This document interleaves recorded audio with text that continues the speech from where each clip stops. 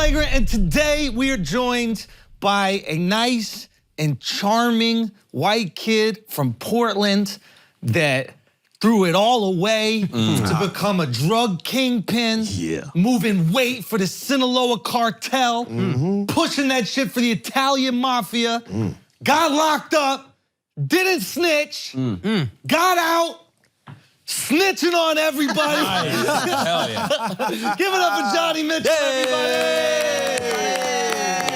Okay, so that is the thing that I was most curious, because obviously I'm seeing all your stuff. We were talking earlier about it, on shorts, and I'm watching the YouTube videos, and I'm like, you didn't snitch. You took the time. No, they offered me a deal. They came back like multiple times. Like I was in the county jail, locked up, in solitary, and they just send dudes down every week. Like, hey, did you change your mind? Did you change your mind? There's still time. Like all the way up to the date of my sentencing. And did they know exactly who they were going for? They knew your connect, they knew everything? No, they knew almost nothing. Okay, that's why, okay. So that's the reason. If they come and arrest you and say nothing, you're fucked. What do you mean? When they just say, come with me, we've got a warrant out, like you're done. Yeah. It means they already have an indictment, they have you on a wiretap. They don't need anything from you. Exactly. But when the day I got arrested, they spent hours interrogating me. That means they don't really know anything. It's like poker. When you have a good hand, you're quiet, and when you're bluffing, you're blustery and loud and talking a lot of shit. Correct. So criminals forget that too, right? It's like they stumble over themselves trying to talk their way out of it. If they keep asking you questions, it means they've got a nugget, but they're trying to get you to spill the beans. So I just clammed up. So you had enough separation between you and the cartels and the mafia. Well, here's the thing. I wasn't working for the cartels. That was just the re-up. That was just the connect. Yeah, let them know. So I don't work for you. Exactly. No, y'all work for me. They try to get me to work for my weed, Mexicans. You were freelance, basically. That's crazy talking about El Chapo like that. He's El Chapo, bro. You better relax, bro. But that's accurate. Are they not Mexicans? But they are. It's a Mexican cartel. Yeah, the way you said it just felt That was mean. fucked up that you told them to meet you at Home Depot, bro. That's crazy. Like, there's other places you can meet them at. Well, that's how I met them. That's how I met the Connect landscaping. So no, they tried to get me to work for them at one point though. Oh, really? Yeah. So I would Depot go. Did they reached out? Home Depot reached out. So I would go to them and I'd say, okay, give me like 50 joints, give me 50 pounds, right? And they saw I was moving it so quick, so they would be like, hey, why don't I give you 50 more? You no pay, you come back. You pay me when you bring it back. They want to give you on consignment. Exactly. And I'm like, no. I'm not taking shit from you, because there's no way when you're in their debt. If something fucks up, it's like, now I owe you 150 racks. Okay, hold on. I got a question about that. Will they ever give you shit, have someone rob their own shit from you, so you're now in debt to them? No way. No way. They're super logical, dude. Mexicans, believe it or not, just like me and you. I had no idea. These people are just about business. Yeah. So no. I mean, in Mexico, if they want you to smuggle some shit, they might kidnap a family member and be like, you have to mule this across, right? But no, on the state side, no. It's all business. Okay, I want to get to the beginning of the story, but first, this is the #1 question I'm sure you're asked. It's the one that everybody's thinking at home. You're locked up. Yep. You're a pretty little white boy. Yeah. You know what I'm saying? Never felt prettier. Never felt prettier in there. But you're a tall tree to climb. Yeah. You know? Yeah, it would take 2 or 3 of them, So You know what? Did it? No. Nothing? Unfortunately. You got tried though? Because if it had, I'd have a fucking Netflix special. I'd be the mailman net, dude. I'd be the mailman net. Come on, stop, dude. Wait a minute. I regret it. Okay, so you're locked up in Oregon. Yeah. Okay. Yeah. And there's at no point is there any? No, because as soon as I hit the main line in the county jail, They weren't watching old school and getting tempted by the real life version sitting right there in the cell. No, because I faded immediately. Like immediate stand-up fade is a fight, So it's like they test you right away. Like you can't even live on the main line, which is the like general population. You have to fight right away. Translate everything. Okay, so if you refused, as soon as you get to county jail, put your things down, you don't even get a chance to eat. You just walk out and you empty say, stomach, who am I fighting? Fest. Exactly. Really? Yeah, and you're in like you're in these plastic sandals and they give you. You knew already that this was going to go down? Like somebody told you? Yes, they warned me. The dudes on the chain, as I was getting let in, they were like, this is what time it is. Like to their credit, they were nice. They prepped me. So it was this big fucking skinhead dude. He had just got locked up. A white wanted to fight you? A white? Yeah. Oh, it's white on white. It's rarely. It's in Portland, bro. No. That's a good point, Al.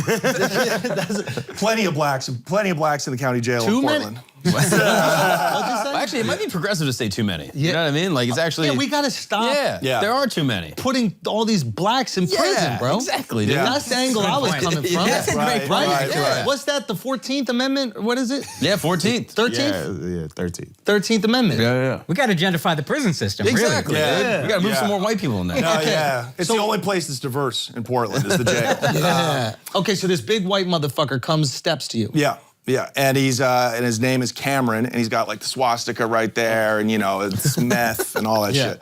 So so he walks up, and he fucking. I think I got like my paperwork. Like I'm sitting at a little desk in the day room, and I'm just fucking making notes and shit, like looking at what they're charging me with. Like holy shit, I'm fucked. And he just fucking pushes it off the table, and he's like punk check, you know. And everybody, it's like being in the lunchroom. And somebody took your milk in high school and dumped it all over your sandwich. You know what I mean? So everybody's looking and they're like, you better go, dog. So we just fucking found a little blind spot in the bathroom and I wrapped my knuckles with like toilet paper, right? Because I don't know how to fight, you know, but I knew I just had to fucking drop him, hit him as hard as I could from the jump. It was the only way I was gonna have a chance. So we went in there and we just fucking faded for like a minute. How small is the space? Smaller than this studio? It's about, the bathroom's about this size, and then you just, there's a little corner with no cameras, and you just duke it out, just one-on-one, like the And you caught fairest him? fight. Yeah, I caught him. And you I said the caught him. guard And then basically- he caught me 4 or 5 times. Okay. Yeah, he tuned me up. He absolutely tuned But me there up. was some respect that you actually fought back. Oh, absolutely, yeah. It's not necessarily about winning, but it's about showing you're not pussy. Exactly. Not worth the trouble to. In his video, you said it was over a cinnamon roll. But That it's like- was a different. Okay, That was going to the next jail. Okay. You know, so it's like by the time I actually ended up getting locked up, like going to prison, I'd been in like 4 or 5 fights, been to the hole. Okay. My security level was like the highest you could be. So next thing you know, I'm in a maximum security prison with killers, and I'm in there over a weed beef. Yeah. You know, but it's like, what was I supposed to do? I had to fight, but that's what kicked my security clearance How many up. different prison systems were you in? So- including the jail. So you hit like the holding tank when you first get arrested. Yeah. Then you're in what would be the equivalent of like the detention center downtown, downtown Manhattan, like the The Tombs. Tombs, yeah. And then when you find out you're not getting out, you're not bailing out, you're not taking the deal, so they're not kicking you out. Yeah. That's when you get sent to like what would be Rikers, which is Yep. long-term county jail holding, Yep. right? So I'm at the Portland equivalent of Rikers, okay? And I was in there for like 8 months and, you know, fighting my case, fighting inmates, all that shit. Yeah. Yeah, and then I saw Bro. some video where you said, I didn't see sunlight for 8 months. I'm like, bro, you're from Portland. We're not about to feel bad for you. You were built for this. Dog, oh my God, it was You the did a light summertime, 8. though. You did a light 8 months. Yeah, I did 28. 28 days though, but Yeah, it's yeah, cool. yeah, you yeah. know. Flex. I'm Sweden, sorry, Alex. Sweden, Sweden, no big deal. 28 days in Sweden? 28 Yeah, days. this is the prison outfit they wear there. Dude. Wow. Yeah. What did you get locked up for? Just being black? Yeah, exactly. Pretty much. Yeah. Wow. He nailed That's it. wild. Yeah. What is Being black and fighting a white. what the fuck? Caught the fade over the Swedish meatballs and shit, you know. What do you get locked up for? What is Swedish jail like? It It's like summer camp. sounds like idyllic. That shit is so nice. It sounds too. I had my own room, IKEA furniture, He was TV. watching 90 Day Fiance. Yeah. And Literally actually every day. Yeah. that actually Amazing. I had this thought as I was listening to your stuff. Jail sounds so awful because you're like clearly a smart dude, and you're like, yo, selling drugs is a thing you can do and make money at. But the deterrent is I would get killed in jail immediately. If you're in Europe where jail's not that bad, there's not really that deterrent. Like it's almost kind of good. Jail is as rough as it is in America. Yeah. It's like same career with- criminals that do shit over. Well, that's why Europe is like the coke capital right now. That's why everybody, like the cartels, make way more money in Europe. Yeah. You know, if you can get your bricks like a brick wholesale at the border right now, you know, in America is like 18 grand.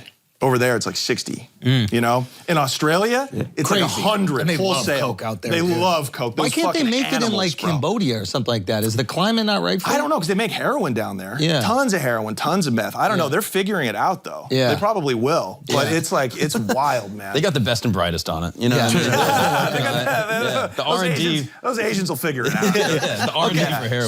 So you go through like all these different systems, and every one you got to be thinking they're gonna try to butt fuck me, or is that just the butt fucking- regular person's fear? Because my fear about jail is the butt fucking. I saw some locked up shit where the dude was like the booty bandit, and he was talking. I'm sure everybody's seen that clip where he was just going around. He was butt fucking people. So that's like my deterrent. Like that's the reason why I obey the law for real. It's my fear of butt fuck. It's not until you go to prison, like the long-term sentences. But if you're in jail, most of these people are getting out within a year or two. That's the worst. They not Because they're doing it for the love of the game, bro. You know what I mean? They're not even doing it They'll for kiss like you on some the neck. Like it's exactly. awful. Yeah, that's tough. So maybe that's Which we can almost respect more. Yeah. You know, he's not doing it for cup of noodles. He's not doing it for cigarettes. No. He just He wants loves that. you. Sorry to interrupt. This premise almost got him in a fight in the Village Lantern like years ago. I don't know if you remember. He said the only reason I don't want to go to jail is the butt fucking, otherwise I'm stealing everything. Yeah. Some guy got super offended. Oh, that he was locked Started up. talking shit, and then Yeah, Andrew was about to go fight him upstairs, and then literally his dad walked up and was like, "What are you doing, son? Wait, What's going on?" your Do dad? you remember My that? dad, that was a Fucking- Is this a random dream? Wild. Yeah, it feels like a dream It's sequence. so wild. Now there was a prison dude. I guess they get sensitive about that butt He fucking called him up, right? he called dad. He's like, yo, dad, I got a guy. He's waiting for me. We got to fuck up this booty bandit. No, but is that a thing that like prison dudes are sensitive? Because the second I'm watching your shit and I'm like, yo, 2 years, if you didn't choose up as part of a gang. No. But I mean, also my cellie, Jimmy was a shot caller for the Hells Angels in there. So I really lucked out. So did he look after you a little bit? Yes, he was my cellmate. And they put me in there, obviously, because like I'm the squarest one. They're gonna put with the roughest dude to try to like deter, you know. They try to keep everybody separate, you know. So he was a big reason I probably didn't get killed. I was worried about the sticking, bro. Well, this kind of sticking, you know what I mean? Front sticking, you know? So I was just, butt fucking was the last thing I was worried about. I swear to fucking God. I swear to God, dude. 90% of the gay shit that goes on in there is consensual, bro. Consensual. And then they come out and they're like, I was raped or whatever. No, right? the saying like these women in Hollywood, the right? Jesus Christ. I don't know about He's trying to go there. I don't know if that's the What's same going on? You're not selling this story to nobody, Johnny.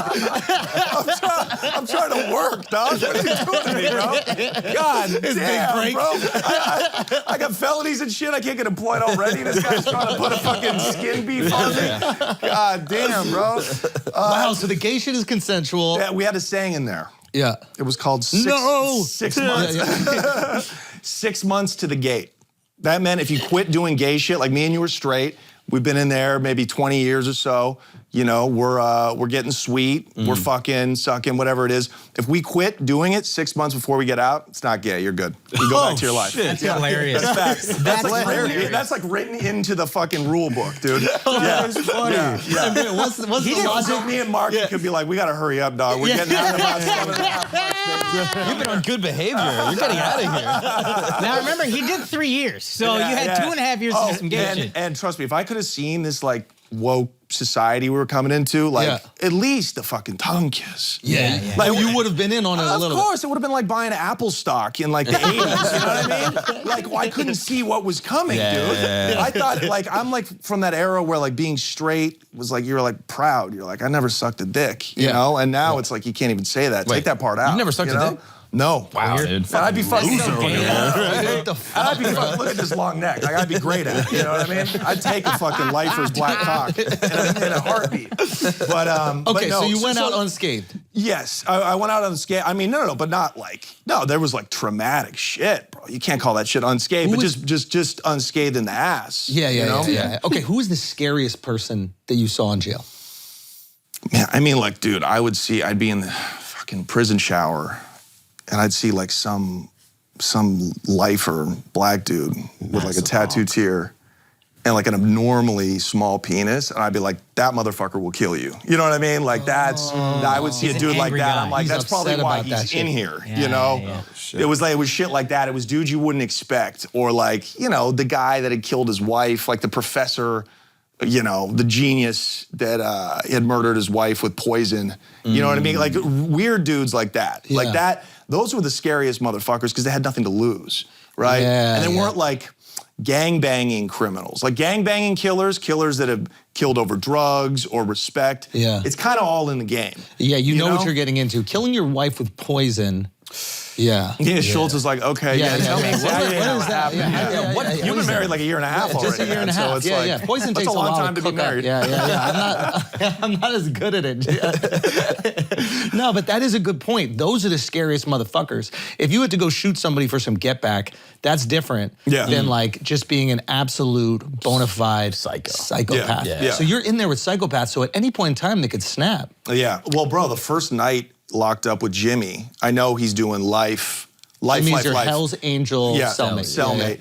Bro, I'm sitting there with my pen, like a pen. That's all I had, and I'm sleeping. I'm not sleeping. I'm sitting here. I'm on the bottom bunk. He's on the top bunk. The whole night, I'm just sitting there with the pen cap off, just like, this motherfucker rushes me, I'm gonna try to hit him in the artery or some shit like that. You know, like didn't know. Because he didn't talk to me. I didn't know if he was gonna snap and fucking come down and try to kill me. And then when do you ingratiate yourself to him? The next day. And the next day he was like, I can see you're a good kid, and he gave me a shank. He gave me a burner, And he was like, I wouldn't leave unless you go off to like work or off to, you know, do something away from other inmates, I would at least have this shit on you. And when you're like meeting these dudes, is there like a method to you becoming their friends? Are you feeling energy? Are you trying to make them laugh? Are you just giving them their space, letting them reach out to you? Yeah, that for sure. What is the angle? For sure. So, because you can't just go talk to like a dude doing 20, 30 life. You can't you're like a freshman trying to talk to a super senior. Did any of them think you were a chomo? No, because they know your paperwork. That's a child molester. No, bro. If you're like a tall white dude, they just assume they're like, oh yeah, he's diddling kids. I would assume that. I'm fucking fucked both of you. No, because I wouldn't think you're a drug. I would think you touch kids before you're a drug kingpin. Well, but for a Mexican cartel, they got your paperwork though. So as soon as you go in, I walk in with that shit, bro. Of course, well you do though. No, they demanded shit. How did you know a nickname for child molesters, bro? Yeah, for real, like, that's peculiar, man. That's a lot of people that's think super peculiar, man. Yeah. What, So you gotta protect yourself from chomos, dude. Because I'm always, when I was a kid, I was afraid I was gonna get diddled. So I'm always on the lookout. Oh, that is. But he didn't ring any bells, so you're good. No, so they know as soon as I. Bro. John tried to ingratiate himself with one term, really blend in. I know jail culture, you picked the one term. That's the wrong one. Why are you so giddy about it? I know. Criminals. I hang out with hardened criminals, so me and my felon friend can ingratiate ourselves together, you know? Okay. I'm commiserating. You know that thing I said about not getting raped in prison? I don't know, dude. I was always gonna get raped, bro. I'm not gonna get raped. No. Did you have to get down with like white power dudes just for safety? No, I refused. So that's why, like, I'm like, no, I swear to God, because it's like they were No like, tats. they were like, we don't want you playing basketball with the blacks. We don't want you playing dominoes. I'm like, well, how would you like me to associate with them now? Like, what else do you want me to do? Oh, and you played ball in that. Yeah, I was a hooper too. So I had good paperwork. I had a good crime, and I was a good hooper. So like that's what that's how I got my respect. You know. So wait, but they let you play ball? Yeah, bro, they insisted on it. My first day in locked up, I was walking around the yard. I talk about this in the show, and the black dudes are running. It's good running there too at OSP. Or no, this was at Two Rivers, and they saw the height and they were like, "Get over here, motherfucker." No, but I mean the white power guys, they didn't mind. I mean, I honestly think it was a combination of Jimmy, my cellie, and the black dudes, because they wanted me to run, dude. They wanted me to hoop with them. Are the Hell's Angels separate from white power? It's white power is just a blanket term for white gangs. So there's like the Aryan Brotherhood. That's the big one in like California prisons. That's white power. That's a fucking gangster. If I was in a California prison, I probably would have had to like, you have to, right? Would have to put in work or like go to protective custody or it would have been bad, dude. And if you go to protective custody, you basically in with the chomos. You're in with the chomos. You're in with the snitches. All that shit. So you could argue that might even be worse. Because now you're just fraternizing with child molesters all day. Absolutely. And then somebody gets to you in general population, and they say you shit. got to kill one of these motherfuckers, or next we're time, killing or you. exactly. Oh, the stress. Yeah, so it's stressful as fuck, Wait a minute. bro. But you are killing a child molester, right? Like, Yeah, but then you gotta go do life. Yeah. you know. Yeah, Gotcha. yeah. Okay, so Like, I'm not doing that. So the thing that I'm curious about is like, do you think that you handled the stress better because you handled stress outside with the drug dealing? So in other words, do you Yeah. think like your cortisol levels are operating at a much lower level, or you just become acclimated to being in a stressful environment? It took about a year. It takes about a year In jail? to get acclimated in jail, to be like, okay, this is where I'm at, this is my home.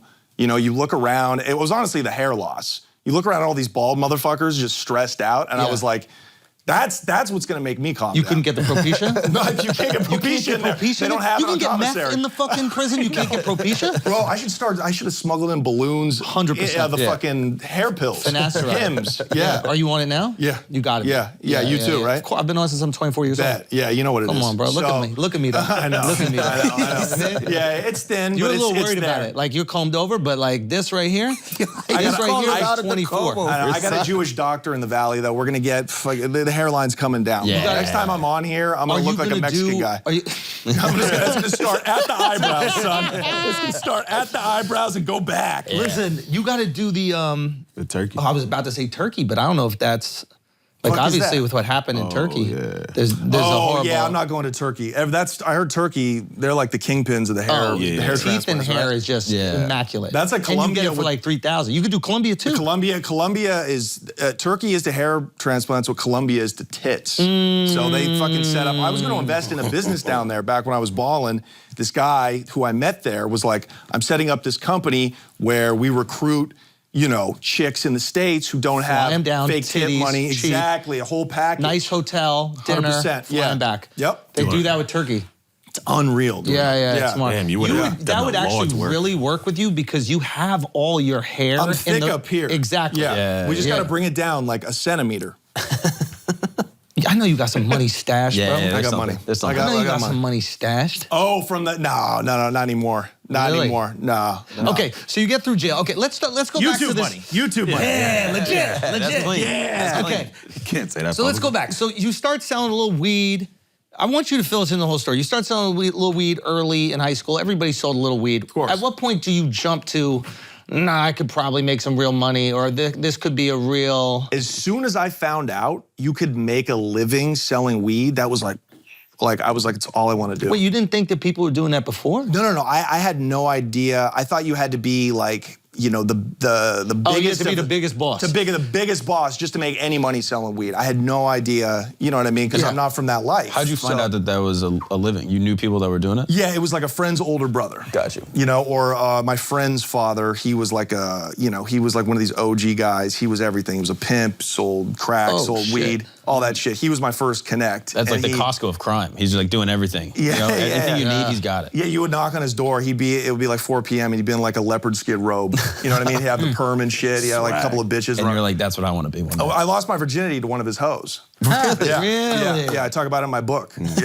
Yeah, it was a bad Did he fucking. bring I wanted it to up? I wanted to give them my money. I wanted to like, you know, I felt bad, dude. Well, yeah, you did. Oh, you I did give them my money. Yeah. yeah. I wanted to like tip them. This is how you know? hookers work. Oh, I found out later. Yeah. Wait. Are you into the hookers? Well, yeah. I mean, when I was a baller, yeah, of Yeah. course. Come on. Just easier. Yeah, it's just easier, and it's like I'm living that life. You know, I'm in Colombia with like hundreds of thousands of dollars in my pocket. Okay, let's go back to the beginning a little bit. So when I found out, yeah, it was just like his father was like, yeah, this is all I do. Is like I basically just sell weed and I pay my rent, and like that was enough for me. You know? And you're clearly, this is the interesting thing about it, is you have ambition because you want to do this at a high level. Yeah. But you just don't want to have ambition with like a regular legit job. No, lazy as fuck. So didn't want to it's do. laziness. Yeah.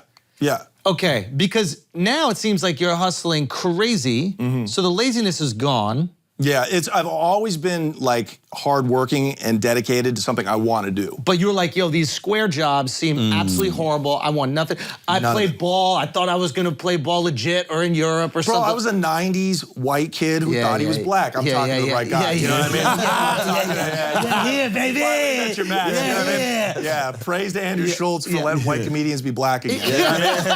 So someone had to do it. Come on, baby. So I was like, you know how it was? It was like the Cameron album back in the day. Yeah. Sports, drugs, or entertainment. That was it. Okay. There was no use trying to make money any other way. Like I didn't want, because I grew up middle class, I didn't want that lifestyle at all. Did your dad like hate his job and you saw it and you're like, I'm not gonna be that way? Yeah, he kind of did. Like he was a lawyer and he was a square and it was miserable all the time, complaining about it. Kind of like that cliche. You see it in every movie, you know? And I just knew from a very young age that I didn't want it. And then, of course, dude, watching movies like Paid in Full and all that shit, we fantasized about all that. Dude, movies and music do influence you. Do. Yeah. They 1,000% do. Yeah, exactly. Most people don't go off and do that shit, though. Yeah. You know what I mean? I was just dumb enough to actually, like, try to go live that. Yeah. So you start out selling, you know, nickel and diamond, right? You don't know what you're doing. You do that for years. It's like comedy. You're open micing drug dealing for like 5 years. We didn't make any real money till like 7 years in the game. Like I put in my time, put in my 10,000 hours. Now, real money is, give us the example. Okay, so you're making a living, right? It took about 4 years to make like a living where I didn't have to have like a side job. I didn't have to like hustle other drugs, okay? Because you were hustling some coke or whatever Exactly. on the side. When I was in Eugene, Oregon, going to the University of Oregon, you know, sometimes the weed would dry out, meaning you couldn't get enough supply, right? Whatever, the connect would get fucked up. So we would go to our coke guy and we'd get like a 9-piece, like 9 ounces, maybe get like a half a key, move that, get that off or whatever, sell some shrooms. So it was kind of like, you know, it was whatever. It was that coke money seductive at all? Because the risk is high, but at the same time. But you could take half a block, which is nothing. And make crazy. And make, you know, 3 times what you make having to sell 30 pounds of weed. Yeah, you know? I think I heard you say in one episode, if you want to sell drugs and make money, coke is still the way to go. Coke's still the way to go. Coke is such a good product. And that's why the fentanyl's fucking it up. It's bad for the coke dealers. Yeah. It's You bad just for the care brand. about the you're right about It's bad for the brand. Yeah. So it's like, but back in the day, dude, it was so like, you know, it still is like, it's a drug that middle class people do. It's viewed as acceptable, right? And you're saying coke is? Yes. Yeah. And it was just, you know, the hardest part is getting your hands on good coke. Yeah. So if you go watch my show, you learn all about how to cut it up. Keep them coming back still, okay? Wait, you were cutting it up with bullshit? No, we would just put like a 2-step on it. What like does a 2-step A 2-step means we would just cut it up like once or twice, very lightly. What do you use? Use Adderall? No, rookie. I just love Adderall. My dream. Like just sprinkle a little on top. So no, we put like some B12 in it and like some caffeine pills. So B12 is just like an energy booster. Exactly. So they don't even know the difference between getting the natural energy booster, the caffeine. Correct. And you would short them a bit, right? Like 3.5, you do it 3.2. I like just doing that. Like if I could get a good price on it and it was fire, like chunked up, blocked up. Like don't even waste. I'll just sell you less of it, but it's fire. So you're gonna come back. And most people, if they have a good experience with it, they're not weighing out on a fucking gram scale. No. Right? They trust that they have good coke, they go right back. Exactly. Okay, so then how did you have the discipline to not chase the coke dream? Because the coke dream is where the fucking money is. Yes, because it got so crazy. When you're selling coke and you have good coke, especially in a small town like Eugene, your phone is buzzing all the time. All the time. Talk to me. I'm in class. Class became like a money loss. Like I'd be in government learning about the how much time you're gonna do. I went to law school. I don't know if you know that. So I'd be in there like, and my burner phone is like buzzing off the fucking hook, and it got to the point where I'm like, I either got to drop out of school or I got to like fall back from selling coke and just focus on the weed. Did something scare you and that's why you didn't want to do the coke thing? Well, yeah, we getting robbed at gunpoint and shit. Yeah, getting juked. Yeah, of course that happened, bring bro. this up. Sure. This is fucking unreal. This is what like middle class, like thugging looks like. We were we were in a house on the busiest street in Eugene, Oregon. I'm playing Mario Kart. Your trap house is on fucking Broadway. Exactly. White privilege. We don't give a fuck, you know? And who's we? Who's we? Me and You're a cop, bro. What? No, you I'm see just this saying. guy? I know who is we. He said and we. you're wearing a wire too. No, I'm not. No. Okay, so it's you. It's the homies. It's guys who are like. It's just my friends. So they're all in school too. Yeah, but they're all civilians. So it's like I lived like a double life. Like they know what I'm doing. Every crew has a dope man, right? Every crew back then had the D-boy, but everybody else was like just lived normal lives, you know? Okay. But they bore like the brunt of like the consequences from being with me. So we're playing Mario Kart for Nintendo 64. Great game. Okay? Great game. Fantastic, bro. Fantastic. And I'm like killing it. I'm on like Choco Mountain. I'm like beating my time, my record time. And we hear a knock at the door. Yeah. And somebody opens it up and they go, yo, you here? My drug dealing partner, right? And we're like, yeah, we think he's in the back. We didn't even know who it was. Yeah. And then we look up from because people were always coming in and out of the house. It was like a college house. Yeah, of course. And we look up and there's fucking 2 dudes with ski masks with the fucking joints in our face. Yeah, just like run it. Imagine that. And one of the dudes is like shaking, like these are not pros. Yeah. So we were like, hey, just take your finger off the trigger, dude. We'll go get it for you. So you were cool in the moment? Everybody was cool. I was so proud of my dudes. They were just like, what the fuck? But you specifically, did you freak out where you're like, this is it, it's over? Or you're like, they need the coke first. They're not gonna kill me immediately. No, well, I knew most of the work wasn't even in the house. Did you pause the game? What's Or was the music going in the back? Last lap. I didn't even think about that till that moment. Okay. Yo, we definitely finished that motherfucker after they left though. But I knew we had a couple pounds of weed in the house, which was like, we can give that up, no problem. But like the real money, the work, no way I would keep it in on you, like where you're at. Of course not, right? Okay. So I was like, just be cool. Not home, but I know where it is. I'll go get it for you. Scotty gave it to him. They fucking bounced out. You go with them to go get it? Yeah. Gotcha. Yeah. On my fucking life, this whole time, he's in the bathroom taking a shit. He came out like, what's going on, guys? You guys calling me? I was like, fuck you, dude. Yeah. This is a lucky motherfucker, this guy, dude. I didn't have any guns? Yeah. No, there's no point. If you're really keeping a game time. Well, yeah, right, exactly. Go tell that to a dude in Harlem. You know what I mean? Yeah, you don't need a gun when you're selling crack, dude. What's the matter with you? It's hostile, yeah. But it's like, but that's also double the time though. So you gotta hedge the risk, right? Like you getting juxed for like, that's just a business expense. As long as it's not the law, like we'll give that up, you know? So if you get taken for the whole trap, the whole package, that's on you. You're slipping. Nah, but the dudes came in, you didn't give them any pushback, and now they can come back anytime they want to just to keep. Yeah, but what am I gonna do? You know, I'm gonna fuck around and one of these dudes is gonna get shot in the head. You know, it's not, you look at it like nothing is worth that. You know, and that's the difference between selling drugs in the ghetto. Is that's true. Like that we have kids to feed, and these dudes will kill you. Yeah. So it's just a whole different, whole different thing. So at that point, you have to start going, all right, if we're gonna scale this up, we either need to partner with some people that will protect us, right? Or we protect ourselves.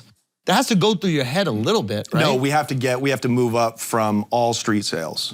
No more. Oh, the street sales where it gets fucked. Of course, and the you know, because at this point we're selling coke hand to hand, and we're maybe like mid-level dealers for weed. So we're giving it out to dealers. We're the dealer's dealer. Right. But those dudes that robbed us were working for us. We found out later. Yeah. They were working for us, and they just they were like, these dudes are pussy, they ain't got no heart, we're gonna go take it from them. It's like, good luck with that. You're gonna eat once, and then but you don't never eat eat shit. again. Yeah, exactly. I'll starve your ass. You know, so it's like, that's the kind of stupidity, but we were like, yeah, from here on out, like, it's gotta be, we're only dealing with 2 or 3 dudes. Right, so it goes Cartel, you. At this point, were you getting stuff directly? At this point, I'm not dealing with the Sinaloans. We're gonna work up to that. I'm dealing with, I call them the rednecks. And so the best pot in the entire country, the best outdoor weed. NorCal, right? NorCal and Southern Oregon. Southern Oregon is actually, you know, and I'm up filming with dudes in Washington Heights last month. Yeah. And they were like, oh, you're from Portland? That's where we used to get our shit. That was the best shit. Just was UPS, Portland. right? Exactly. Yeah. We're gonna get to that too. Yeah.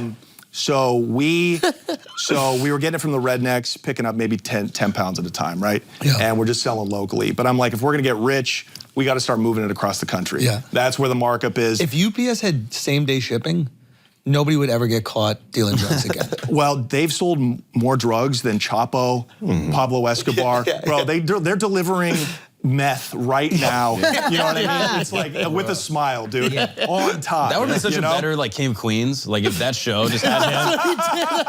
But like it just turned into Breaking Bad in the middle of it. Yeah. Like what the fuck? Kingpin of Queens. Kevin James just starts losing weight. He's fucking. But that is the problem, is like you can't wait 2 or 3 business days to get your shit. We get it the next day though. Next day air. Really? Yeah. Next but day I'm air. saying if you're like you just want a dime bag, Of course not. you're not gonna wait. Yeah. But there would be no person-to-person interaction, and you would just have the Exactly. government handle all that shit. And it's the separation which I like. So I never got caught with any work. They never found me with any drugs. And I think it's because I created that barrier between myself Smart. and the customer. Yeah, you know? okay, I interrupted you. So the best weed is coming from Southern Oregon, And Northern California. Yeah. You're getting the weed from the rednecks. Exactly. Okay. Exactly. And then, just through happenstance, we ended up meeting a guy who introduced us to these Mexicans that were from Sinaloa, which is where it was the beginning of the weed industry. Yeah. Like they made sensimilla. They figured out how to make the bud with that sin semilla. You speak Spanish without the seed. Without the Yeah. seed. Yeah, they were the ones who fucking figured that all out. They're the best growers. Yeah. They're farmers. Back in the day, from the 90s through, a couple of years ago, they would send members, lieutenants, up to Oregon and Northern California to set up grows, to set up these huge thousands and thousands of plant grows So they're up in the growing forest. locally there. Exactly. They just have the good product to grow. They have the expertise. They're like the Monsanto of weed. Yes, yeah. Because it's all about the seed, right? It's, Of course, and they're the ones that are willing to go high into the middle of nowhere in the mountains, and they can rig irrigation to make it go from whatever water source, whatever river is, up the way, and they're able to like make the sunlight hit the plants through those gigantic trees, and it's like brilliant. And then what you do is, and then they find guys like me, and they just dish it off, and they send all the profit back to Mexico. so they heard about you. No. I paid to meet them. Oh, this is fun. Yeah, Okay. bro. So I hit. Give me this happenstance bullshit that you're talking about. There's no happenstance. Little You know coinkydink. what the fuck is going on. What really happened here? So one of the guys who had introduced us, one of these white boys from Southern Oregon, who actually initially introduced us to these rednecks, they were getting out of the business. The redneck said, we don't want to be in it anymore. Correct.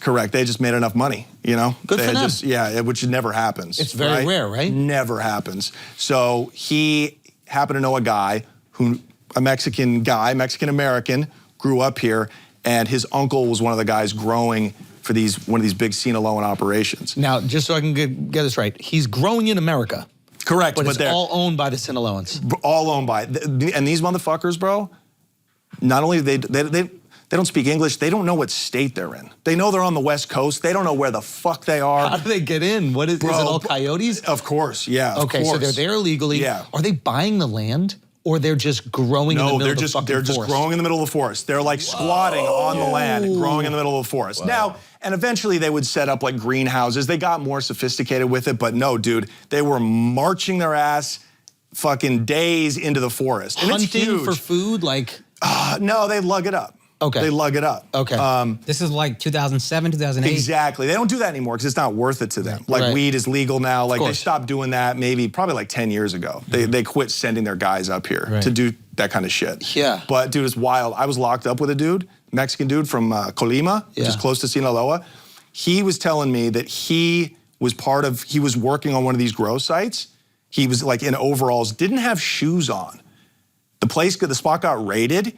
He ran into the forest, got away, and made it back to Mexico. Oh, wow. Without shoes on. Fire. Wow. Fire, bro. It's like when you drop a dog off in the park and then he makes it back home. He's gonna find his way home, dude. Holy pigeon, bro. That's crazy. Yeah. Give a horse his head, he'll find his way home, dude. Yeah. Wow. Yeah.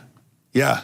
It's fire. Okay, so they're setting up these things. So you it's- meet this guy. Yeah, well, do you speak Spanish? You sound I like you do, speak. Okay, yeah. so you're able to communicate with these guys, so there's a little bit more trust maybe? Yeah, actually, it's even less trust. I found out, do not go in there speaking Spanish. They think you're DA. Of course, bro, of course. Do not go in there try to impress these motherfuckers. They're like, he spent 6 months in Colombia. Yeah. Oh. Yeah. I studied in Argentina, you know.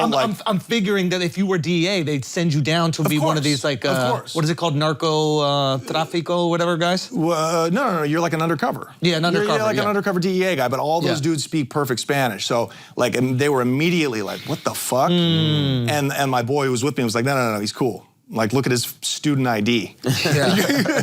Yeah, he got this at the quad. He's not a fucking DEA agent. Okay, so how do you convince them? Just money. Okay, you just go, how much do you have to spend to meet them? 10 stacks. Just for the 10 meeting? racks just for the intro. But I'm like, I told my partner, I'm like, dude, it's worth it. I think we're onto something. So how'd you hear about them? From the rednecks? No, yes, just a guy who was involved with them, and he was a Mexican kid, but he grew up in the States and had this connection. One of his uncles was working in this grow, so I was like, just take me down there. I went down there didn't even buy anything the first trip, right? I was like, just let me, like, what's the ticket? It's official, okay, 2,000 a pound. Okay, I'll be back with 80 grand. Give me 40 of those things to start. And then I got a guy on the East Coast buying them for 35 a piece. And then you So got to just do the drive math. 40 pounds of weed back down, however long. Back up. Now, is there any Back part up, as sorry. you're about to link up with the cartel that you're like, oh, this is where it gets too big. This is a bad idea. No. There's no inner self-dialogue like, oh, the cartel is not to be fucked with. Are you weirdly thinking it's safer? Because you're cutting out more interactions? The more people that know, the more chances you go down. It was, of course, yeah. I was like, yeah, this is it's not only safer, but once I met the dude on the East Coast, that was like, he was like, how much can you get me a pound for? 35, that cheap? I called, I was like, we're about to get rich. It's like, we're about to, it was the aha moment. You're buying for 2.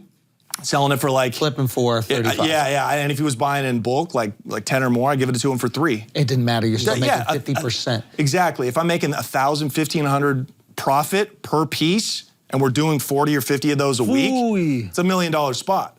So, and that's when my friend was like, I'm gonna get out. I think I'm gonna walk. Because he made how much? He made, dude, first of all, how much are you making a month on this at the height? So, 80. So you're making 80 grand a month. 80 after expenses and so you're coming up to I'm averaging. Some months were better, but I want to be like, say, you're making $1 million a year. That's about $1 million. Exactly. $1 million a year. Okay. Exactly. So Reggie, you make $1 million a year for how long before Reggie goes, okay, I think I'm good? No. I bought him out before any of this happened. Wait, you bought him out? Yeah. He wanted out.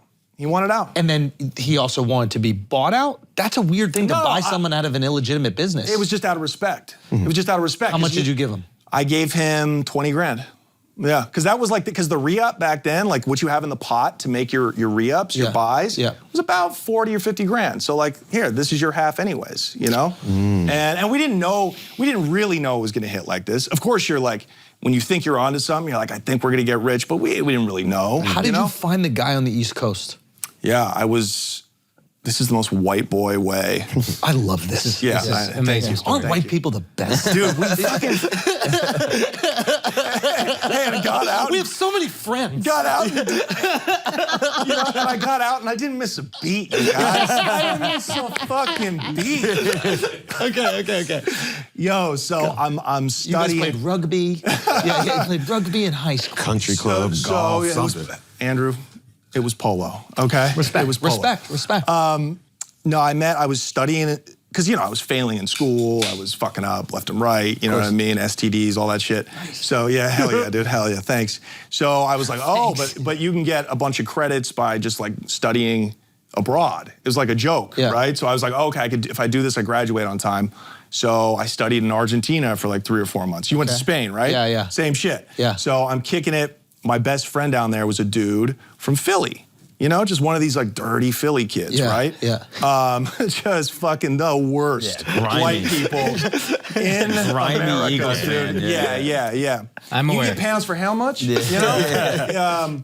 And he, all of his friends were connected. They were all like either their parents were mobsters. No, connected in like the garbage business, like mafia. Yeah, that's, I thought you went like cokeheads. No. Is that the sign? you know. Oh, okay, Yeah, sure. So, What is that? He's just trying to be cool. You wouldn't know. Oh, That's a fucking chomo, bro. That's a Because it chomo doesn't sign, dude. exist. but he didn't know either. About what's mafia? But all those dudes are into drugs now. Like the mafia has long since like relinquished like that we don't sell drugs policy. Yeah, you know what I don't mean? even know if that was ever a policy. I think that was romanticized in The Godfather. I think so. Well, part of it, I think there was long ago, like people that recognized, like Meyer Lansky was never like, we're gonna sell drugs. You know what I mean? Gambling, women, all that shit. Yeah. But Palestine. Booze. yeah, But he draws the line at coke. That could affect too many lives. How dare we get involved in Palestine that? is just a turf war, dog. That's just a turf war. yeah. So, You're good. I'm sorry. You're so, so he was like my best friend down there. We're going out getting drunk, all this bullshit, and it was surreal. He was finally like, okay, so you're buying everything. I had my own apartment. Like I didn't even live with a family down there, right? You know how most students like have to stay in like a a studio apartment with 10 people. I was like, I'm just gonna go get my own high rise on the river, baller shit, right? And so he was like, what the fuck, Like game recognized game. And I was like, yeah, that's what I do, blah, blah, blah. You were doing it while you were there? No. I You gave just the took a little break. I would take a hiatus. Gotcha. So money's always moving, right? Yeah. And he was like, oh yeah, my friends, what's the school in Temple or whatever? Yeah. All their parents are fucking mob dudes and all that shit. And yeah, that's just what they do. It'd be wild if, you could get them their weed. They'd probably pay for a West Coast. This guy is smooth. And Do you then we see were how subtle he's asking you to do it? Yeah. Oh, yeah. he's a pro, this Yeah. kid. Pick up on that at all. Yeah, he's a pro. So, and I was like, oh yeah, that would be crazy. I think he might be, Yeah. No? So we're like, oh yeah, that's wild. And then we just didn't even think about it, right? We didn't think, I'm like, oh, but that's crazy. Like, how do you move product out there? I gotta like pay somebody to drive it out there. He's just gonna steal it. Like, you can't do that. What are we, drug traffickers? Come on, we're just kids. We're not criminals. Come on. But then like 6 months later, we had graduated, and I'm watching this like, I think it's like a CNN like expose on how people traffic weed through the mail. So And I was like, bing, light bulb. Oh, you thought this was gonna deter me? This is a fucking video, dude. I guess that's what my show is, right? Yeah. Nice. So I was like, okay, let's see if there's something here. And, just little by little, we start with like sending a couple ounces over. You're doing this through USPS or UPS or all FedEx? three. Okay. All three. So there's the USPS, the post office. Yep. There's FedEx and there's UPS. UPS is the worst. They're fucking criminals, okay? Why? Don't call me the criminal. Those motherfuckers stole so much packages from me, bro. Oh, because they knew. Yeah, they know. They just know. And they got scumbags working for them, and I guess they don't shake them down when they leave the sorting warehouses, wherever they go. Yeah. Because we had several boxes with like 10 or 15 pounds in them that would show up weeks later to the address, gone. Gone. Oh, there'd be no weed in it, but the box would They'd show still up. deliver it. They would still figure out a way to deliver it, Dude, I want to get back to, I had a friend of mine's in the cereal business, and they're shipping cereal around the country, right? All of a sudden, they get a call from one of their, from like the police or something somewhere, and they go, hey, we had to pull over your trucker. Uber does freight, okay? We had to pull over the Uber freight and because there was drugs in your shipment. And then they go, what? They go, yeah, there was like a lot of drugs. You had like a few pallets of cereal, then drugs, and then more pallets of cereal, right? And then she's like, I don't know what the fuck is going on. This is really weird. So they arrest the guy, they find out, and they start looking back into their shipping logs, right? And they would find that the cereal would make it to certain destinations, but only like half of it. And then a week later, the other half would show up. And basically what the shipping company was doing was taking out, using the drugs, using that to get the drugs around, squeezing it in between, but still making sure all the shipments got there, so you would be none the It's wiser. like, oh, oopsie, the other half was on a different thing. Brilliant. Kind Because of fucking smart. No, it's brilliant. And it's on Uber, because Uber's the one doing the freight. Wow. That's one of the things I recommend in episode 18, how to move drugs efficiently. You use one of those like third party. Huh? It's episode 18. Thanks, Dove. Appreciate it. That would have been nice 45 minutes ago. I've been looking over here for the last hour. What, you don't have other people lined up to work here? Come on. Be a little afraid, you know? So yeah, that's a common method. And then they can't put it on you. So if you own a shipping company, it's like, I just got the bill of sale. I just ship what people bring to me. So it's like, and that's why actually Chapo became who he was, is because he perfected how to move bulk, to smuggle bulk coke through, you know, on legal freight trucks across the border. All right, guys, we're gonna take a break for a second, because listen, you gotta be entering the new year, you know, it's almost done with February, we're almost in March. If you're not in clothes that give you confidence by now, then it's a problem. And you can be, thanks to our sponsor, True Classic. You'll have everything you need to hit the gym, take it slow, treat yourself to something nice. For a limited time only, you're gonna get 25% off with the code FLAGRANT at trueclassic.com. Now, I'm telling you, when it comes to these men's essentials, they got you. You want the sweats, you want a little something to work out in. Listen, my body hasn't changed in over 20 years of working out, but I'll tell you this, I look comfortable. Okay, I'm feeling good in there. I'm not getting rashes or nothing like that. My clothes aren't scarring me up like some of these awful workout things. You got True Classic is holding me down so I could work out and somehow not burn calories. The point is that if you got a weird little shaped body, they also got stuff for you too, okay? True Classic's team designed shirts to make fellas of all sizes out here feel confident in their clothing. They give you the wide shoulder and the taper bottom look we're all looking for, and the quality of the t-shirts is elite. True Classic offers other menswear as well. Their activewear line makes physical features more flattering, okay? And their fabrics are engineered for high quality, intense workouts. They also release the new button downs and chinos, which are perfect for a nice night out. And you can never go wrong with their classic comfort collection of ultra soft tees, briefs, hoodies, and more. Look, guys, if you're a big motherfucker out there, okay, they have the long options for the tall guys up to XXXL. True Classic also has a 100% risk-free guarantee with a 30-day return policy. Think about that. The response to the tees are overwhelmingly positive with over 200,000 five-star reviews. So remember, get 25% off trueclassic.com with the code FLAGRANT. That's 25% off with the code FLAGRANT plus free shipping included on purchases over $100. New York, new me, and new tees thanks to True Classic. Now let's get back to the show. All right, guys, we're gonna take a break for a second. Listen, I walked into a street sign once, okay?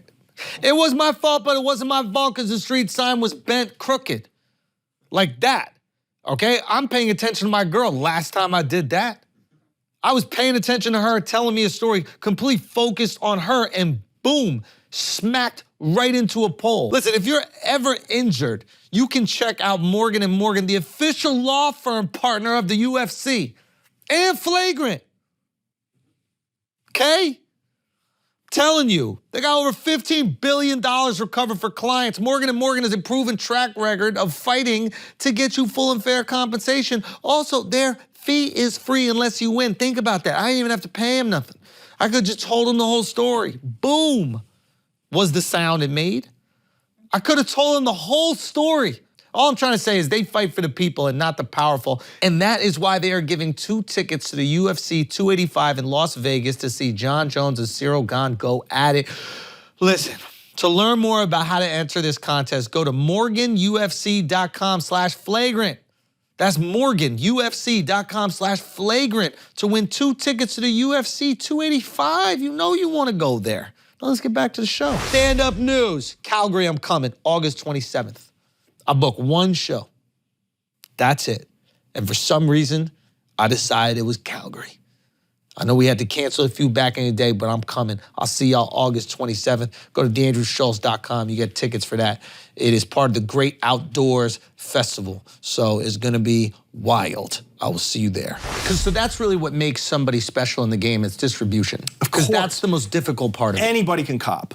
Somebody was more or telling me less. about that. I was talking to somebody about Escobar, and my understanding of Escobar was the genius was his ability to distribute. And the way that he like won over that girl, what was the girl's name? She's like the cocaine cowgirl or whatever. I think Griselda. Apparently like, she was like, I need this much coke in Miami by tomorrow or something crazy. She walks out the door. Leaves. It's like, if you do it, you're in, and if you don't, you're not. And like, he just had the ability to make these things happen. Yeah. It's funny that distribution, because like. It's like Amazon. That's what I was about to say. It's like Amazon. You win the game through getting the product to people. Course, It doesn't matter what it is. There's just way higher stakes here. But back in the day, it was easy. Escobar could literally fly a plane and land it in Miami. Now you can't do that anymore. So it's really, the game Talk is. that shit about the OGs, yo. Bro, the fucking, which ones? Which ones do I hear about? I met a lot of them. We're going to film with Griselda, her son. Oh, really? Michael Corleone next week in Miami. Get out of here. Yeah, we're doing all right.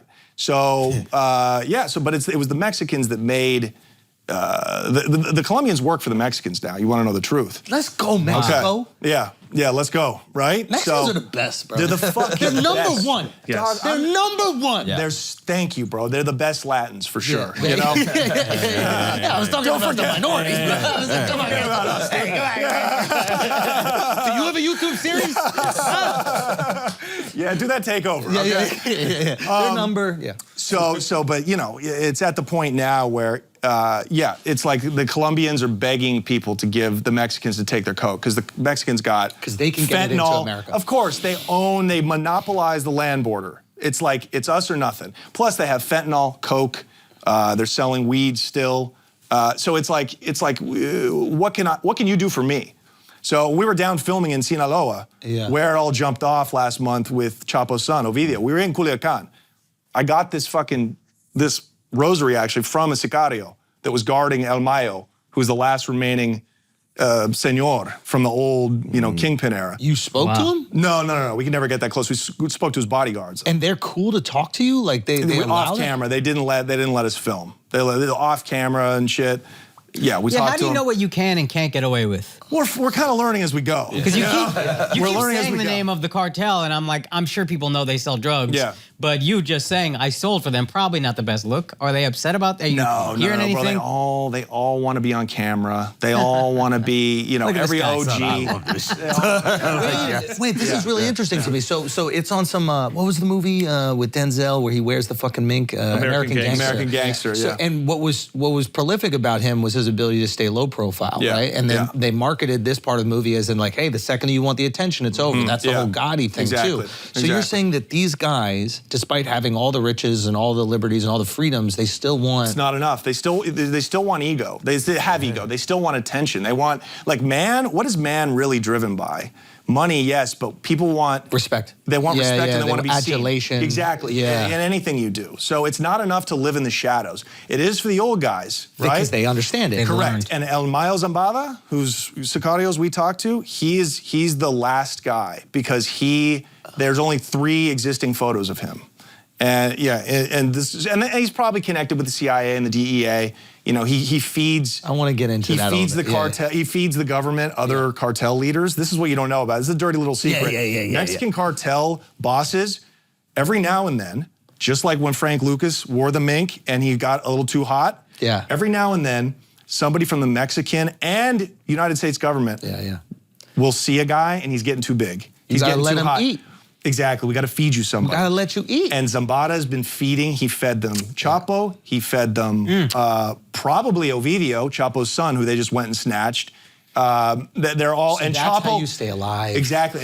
And they don't look at it as ratting though. They don't look at it as snitching. Is it just business? It's just it's business. It's part of how you do business. It's part of how you survive. They don't look at it because like that. they're at the highest levels where they're already interacting with the police. They're already interacting. The police know all of it. So it's like the idea of not talking to the police is 10 levels below. No, in fact, you must, because the cops will come to you. If you're a governor in Chihuahua, and I'm the boss, you come to me and say, look, I'm having a problem with these gangbangers. They're dropping bodies, all this kind of foolishness. Plus, I need some bringing too much attention. Exactly. Plus, I need some roads paved. Plus, I need a new water supply, for the town. What can you do for me? And then that's how I say, I'll take care of all of it. But now my drugs need to move through your state unfettered. In fact, we need the military to protect it. And that's how drug routes are established. Okay. Okay? Are the cartels... I know, my nipples are hard. Dude. Yeah, no, this is great. Are the cartels in Mexico almost similar to like big tech in America, and where like the business has just grown so big and it's so important to the government that it has to bind together? Yeah. You know what I'm saying? Probably. Like for example, like Facebook, it's like you work with the government. You have to. Yeah, You're not an of course. independent company. Like if a politician wants something, they make the phone call. Right. Yeah. And I imagine Mexico, these conglomerates are so massive and they're so dependent, both are dependent, that they kind of work together.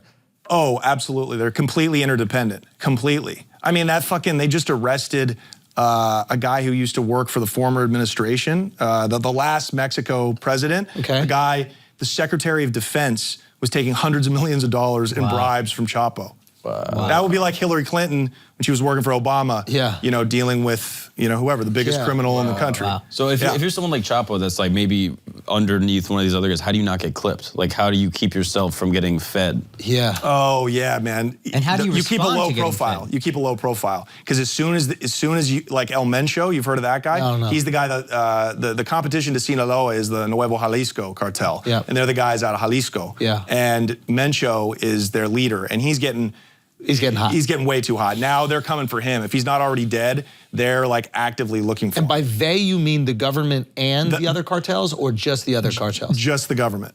The Mexican government, because they need support from America. And America's like, look, we're gonna give you all of these stimulus for your economy and for your military, but we need some headlines. So why did Joe Biden? Joe Biden went to visit Mexico last month. What happened 3 days before he visited? They came and snatched Ovidio out of Culiacan. Oh, wow. Wait. So break down this relationship. We need support from the United States for other things, non-drug related bunch of things. shit.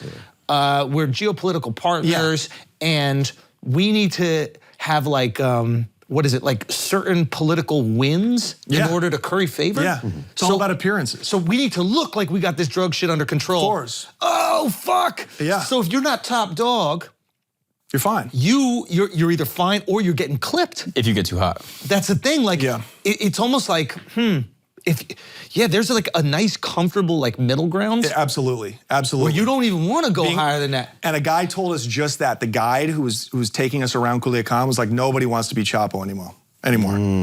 Nah, you gotta blast through. You gotta blast through that danger spot and then become the one. There is no one doing that, though. No, but you need the escape velocity. He's right, because if you get to the point where you're interfacing with the government and you're keeping shit cool and you're the one feeding the new folks, you're straight. Yeah. But breaking through that, it's terrifying. And in my opinion, there's no more doing that. Why? There's no more, because the old days are gone. Everything's decentralized. There's radar everywhere. The satellite can, pick up your license plate from space. It's just everything is too. So in other words, there's the technology to arrest whoever we want in a moment's notice. Yeah. So if anybody is pushing weight, it has been allowed. Yes, and you cannot become like one of these like grandfather kingpins anymore. Like you're just gonna get caught. You're gonna get popped. Without those grandfather kingpins, is Mexico any safer? And like the way we look at it, the cartel runs everything. It's dangerous. Does a lot of that go away with people not trying to be top dog? I feel like it's worse. No, now. probably worse. Yeah, because everybody's, when there's no structure up top, all the fucking, it's just mayhem. all the rats are trying to grab that cheese, Yeah.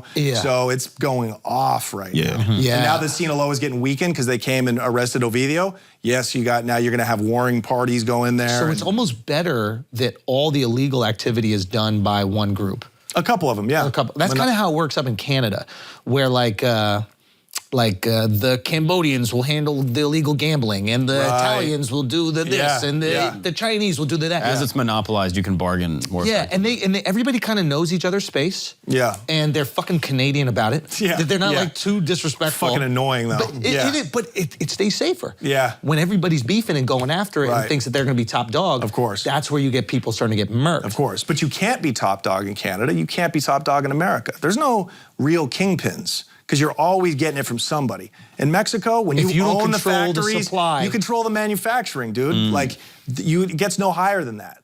So that's what being a kingpin really is. You have to own the supply, you have to own the distribution. They control how much product gets shipped up. When you literally control the price, that is a cartel. That's OPEC. That's oil. Yeah, you know what I mean? Like Federal Reserve, you can make the prices of shit going in and out. But now hang on to your britches. Now what's happening is even that is getting flattened. Why? Because as the world gets decentralized, the cartels are no longer monopolizing every level of the drug chain. So it used to be where if the Sinaloa cartel had pretty much everybody on payroll. I pay the drivers, I pay the mules, I pay the workers. I have people in the United States receiving the drugs to distribute it and send the money back, right? It's not really like that anymore. It's all independent contractors.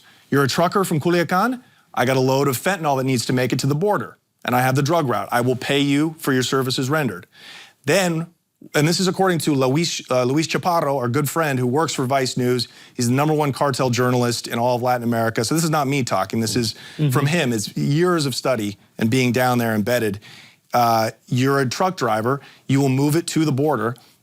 Then an American will meet you, pay for the drugs wholesale, and they will mule it across the border. And then all these people are completely separate. Exactly. And it makes it impossible to take an organization down that way. So it is, the fact that it's decentralized creates more security for the people in charge, but there's less control over what happens with the drugs. Of course. And that's where you get fentanyl getting inserted into the coke. Totally. That's where you get other people snitching. So the risk is the snitching. You just hope that you could create enough of a barrier between you and them. Exactly. Ooh. Yeah. Now, how fucking furious were the cartels when the fentanyl stuff was happening with the coke? Oh yeah, well I asked about that a ton down there. What'd they say? Right? They don't give a shit. Yeah. I mean, they kind of give a shit, but like I was like, do you guys feel bad at all? And they were like, oh. No. I'm not concerned about feeling bad. Reputation, I'm more concerned about about the product. Yeah. Because we went to Burning Man, right? Yeah. And like, oh, you guys were fucking had- treating your noses. well, no. Like, I mean, I did coke once out there. That was the only time I've ever done coke.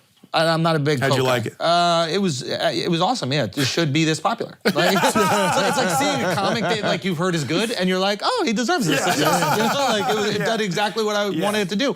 But what I noticed from everybody was that the casual drug went from coke. I mean, I've gone to Burning Man a bunch of times. It was coke only to ketamine. Yeah. And the overwhelming reaction to coke initially was like, oh yeah, I don't trust the coke, or we gotta test the coke. Yeah. Now, if I'm a cartel boss that makes money off of coke, I'm going, we have a marketing issue right here. Yeah. Actually, I take it back, you're right, because what they've started to do is when they send the fentanyl pills up to the border, they are starting to make them pink. So you can't crush it into the thing. And when you do, you'll see that shit. When you're sniffing coke on the US side and it looks a little pink, stay away from it. Because that means a dumbass dealer has crushed up fentanyl and mixed it in with his powder. Now you're helping people, bro. Come on, dude, bro. that was I good. do what I can, man. Yeah. You know? Yeah. Fuck, because that fentanyl shit is game over, right? Game over. I had friends die from it. Yeah. Really? My Same. favorite barber died of it. That's why I'm rocking this mullet. I don't know what to do. It was like losing a fucking loved one, bro. 7 years, this asshole, you know? No. Went and kicked the bucket, just one line. Because he thought he was blowing coke. Of course. Yeah. Yeah, we lost a couple comics that way. Yeah, exactly. And not the comics we wanted, you know? So There's a couple that could have gone, yeah, right? could have gone, Yeah. you know? Yo, how do you not get back in the game? Because I used to do it very low, like nickel And just and diming. talking about it right now, Al wants to get back in. Oh my God. Yeah. I want Great you to question. just keep talking about jail, so I don't even think about getting back in. I'm glad we got that shit out the way. Well, it's like how an alcoholic goes to AA meetings and talks about, man, you remember when I used to black out and, wake up with a dick in my mouth? Like, he does that to remind himself Of the horrible shit. Exactly, or just to get it out. Because they love talking about alcoholic war stories. That's kind of why I do this, because I do love talking about it. Gives you your fix. It gives me my rush, and then I can fall back, Here's something. It's not the same. Here's something I You picked up. you know everything. You know what? It's cap. I just don't want to break my parents' heart. Once they kick, bro, I'm taking their inheritance money. I will be re-upping. So I picked up on this as I listened to you talk and listen to your stuff on YouTube. You were super disciplined when you were doing this. Yeah. Like, you could have been very successful being legit. You said that wasn't for you. I understand that. Why did you go comedy afterward? Is there a similar feeling you get absolutely. somewhere? Well, of course. It's like, it's a complete risk. When you're on stage, you're walking this tightrope, and you could just die at any moment. A right? much more figurative death, though. Yeah, for sure. But it's the same kind of rush. Yeah. It's the same kind of rush. Like when you get a package through, Yeah. I can't describe it. It's like the hardest you've ever killed on stage. Right. When you know that a box of 20 pounds of weed has just made it to Washington Heights, right? Because I was working with Dominicans up there too. When you find that out and you're like, so many people are gonna be getting high off my shit. I did this. When you open up a box and $70,000, $100,000 falls out of it. Like it's the Wolf of Wall Street, bro. They're just sending you cash in the mail? Yeah. Yeah, and that's how I got knocked. That's how I got pinched eventually. They caught the money coming back, yeah. Okay, before we get to you getting knocked, just... I'm sorry, we've gone on tangents No, here, this but is good. This is how we do this. This is great. Okay, so you establish this relationship with the Italians, okay? When do they trust you? Because they got to vet you. This is old school mafia shit. You No, can't but just... their kids are all, you know, private school kids. They're all... So they get soft. Exactly, of course. They get dumb. They're fucking breaking all the rules. You know, nice kids, but they're idiots. Come on, they're Italians, you know? Remember that thing we were saying about white people? They're not white. And they're from... good call, Yeah, too. yeah. That's right. They're guineas from Philly, dude. Yeah, exactly. Yeah. So, thank God for Italians. Yeah. It's just the last... Cool white people. Freedom. No, it's the last. We can be racist. It's the only people that white people could still be racist against. Yeah, it's cool, you know? But they like, I would open up a box or, you know, a UPS package with 20,000, say it was like 20 grand in it, and it would just reek of weed. It was just, I'm like, I could smell this through the box practically. Like, it's like you guys are like smoking blunts and counting money. blowing it over the money. I'm like, you gotta send my monny the way I wrap your dope. That's kind of romantic. It's like when you spray a letter with cologne, you know? You're like, you're thinking of me. Yeah, that's how they do it in jail, dude. You know? So yeah, that's ultimately the way I got pinched. Was that, you know, a dog in a FedEx facility popped, and they put a little tracking device in there, and then followed it to you know, Portland, Oregon. Damn. So it was a complete happenstance. Like they had no idea what I was doing. There was no they just big knew you were time getting crazy money. Exactly. There was no big time setup on me. It was nothing like that. Now, you know? did you get a phone call or like a tip? You know, yeah, not even a tip. Like, did somebody back east go, "Hey, man, how you feeling about this case?" Oh yeah, like they thought I might have been in there singing. Yeah, no, I never heard from them. But I mean, really, I never heard from them. But when I got out, I got a phone call from a few of them, and they were like, "Thank you. Oh, you kept the game tight. We appreciate fire. it." And they were like, "Dude, if you want to get back to work, like we can do that." So I could get back in the game in a minute. I'm connected in Medellin. I can go get a brick for $2 grand. I can get $2 a gram. Think about that. Even now with talking about, you know, the game so much on YouTube and everything like that, they would still do business with this you? is when I got out 10 years ago. Oh. This is when I got out 10 years ago. Yeah. I'm too famous now. I'm too popular. Yeah, you know? yeah. But yeah, so that's how that imploded, you know? What Just happens- stupid shit. Just getting lazy, getting sloppy. Before you got popped, if they're sending you and shortchanging you, do you have any recourse about that? Like the people that you're working with, if they don't send you the full amount? If you're $20 short with my fucking money, I will starve you. I'm Scottish like you. I'm a cheap motherfucker. You short me $20. Yeah, nothing's getting sent for a couple Has that happened weeks. before? You got to call them up and be like, "Hey, are you counting wrong? Like, what's up?" I mean, I met a few guys who I thought were going to become buyers, like in Ohio, and you know, I would ship them a pound. Just to, you know, test it out, and I'd never hear from them. Yeah. But it's like, whatever. Ooh. That's nothing. What? It's two G's. Remember, it's the business expense. It's a write-off, basically. It's a write-off, you know? Yeah. Like in a game, you're going to have to take losses. And I know this would take longer, but why weren't you just using people to drive it back and forth? I know, because it's just like, That's how. who are you going to... Back in the day. How can you move product that fast? But it's less risky.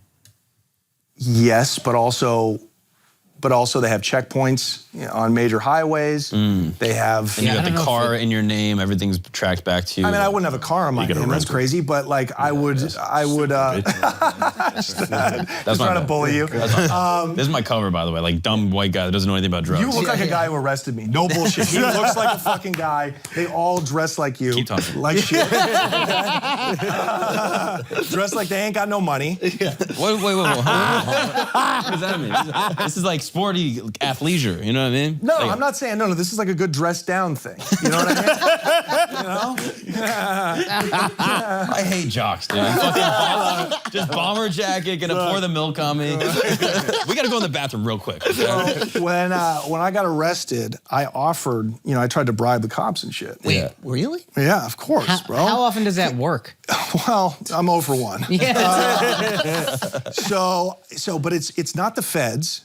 It's just You got three. local PD? Bro, it was the local vice. So I was like, this is the time to do it. Yeah. And I'm like, look at motherfucker, you're looking at $500,000 in cash right now. Your boss is not here. None of the boys are here. I will go get you another 200. You just got to give me a day, and I got to run. I got to make a run for it. This is my crazy brain. I'm like, I got money hidden in all type of places. I'm gonna run for the border. I'm gonna go to Mexico and then Colombia. This is my thinking. So yeah, I try to, you know. Okay, how'd you pitch it? Mario Kart still playing. Just that. You literally... Just that. I was like, I mean, I that's was like, tempting. They come in the room. I was they like, come in guys, the- yeah. you hate your jobs, your wives are fat. Damn. Okay? I open with that. Your wives are That fat. was actually really smart. yeah, that was probably the best thing you could have said. No, it was just one guy in there because they had like three, or I think maybe there were four dudes there, and they were walking in and out. They're on their walkie-talkies. Like, have you heard of this guy, John Mitchell? Because you know when your name is in the system, it's bouncing around. You know they're calling Homeland Security. They're calling the DEA. Have you heard of this guy? Nothing. He's got to be connected with a cartel because they saw the kind of money that I had in one place, and they were like, oh, this guy's a big time coke dealer, heroin dealer. And they just had no idea about no fucking idea. Why'd you have all your money in one place? Well, it wasn't all the money in one place. But it was just a big shipment Yeah, of money. exactly. Yeah. It was the money was the one thing that I just didn't trust anybody to hold for me. Not really. You know what I mean? It's a hard thing. I want to get into the money thing a little bit after this. Yeah. Okay, so there's one guy. So, and he was like the nice guy, you know? Yeah. You got your asshole and you get your nice guy. Yeah. And he was like, look, you could just give a quick confession and like, we will kick you loose. And like, we'll let you go out there and keep dealing, They're right? saying this to you? Of course, this is how it works, dude. This is how it works. And explain why. Because when you're out Somebody there would dealing, believe it, and because then when they're you're like, out there dealing, you can go just like the cartel. A kingpin in Mexico every now and then has got to feed the government a rival dealer. It happens on the street level too. Like, we're gonna kick you loose. We just caught you with an ounce of heroin. We're gonna kick you loose and keep dealing. But every month, motherfucker, we got a We're quota. gonna need something. We're gonna need something. Oh, so you basically become the informant. You basically become the informant, but you're still dealing. So they're allowing crime to happen always, right? Trying to get the bigger just saw fish. some Cops shit on- never, not even trying to get the bigger fish, bro. It's all Another a fish. quotas. They Another don't even fish. care It's about the quotas. big. They need 3 motherfuckers a month. And It's like podcasting. them. And it All takes- that matters is numbers. All that matters is I fucking just saw numbers, some bro. shit online the other day. The average salary for an informant is like 80K. 80K, What? bro. That's in one state. you get Academics posted paid? that. Yeah. I didn't know you get paid to be an informant. Oh yeah. So Yeah. why are they still dealing? Because you have to deal. That's how you. That's, That's how how you stay people in the trust you. game. You gotta That's keep how the get quota. You can't inform if you're not in the game. You're doing the work crazy. for them. Yeah. Oh my That's why God, everybody's bro. snitching. I'm giving deals to everybody. Everybody's getting free weed. 80K a year Yeah. to snitch? That's Snitch, more than yeah. most drug dealers make. Yeah, I know. You know, That's what I'm so yeah, it's pretty Everybody's foul. snitching. And I was like, of course I can't do that. You know what I mean? Yeah. And the whole time I'm still thinking like, I'm gonna get back into this. Like somehow I'm gonna wiggle out of this. So I'm They not. don't have any drugs. They don't have got money. That's all they got. Yeah. And you know you're not snitching. Yeah. You're assuming the people back home aren't snitching. No.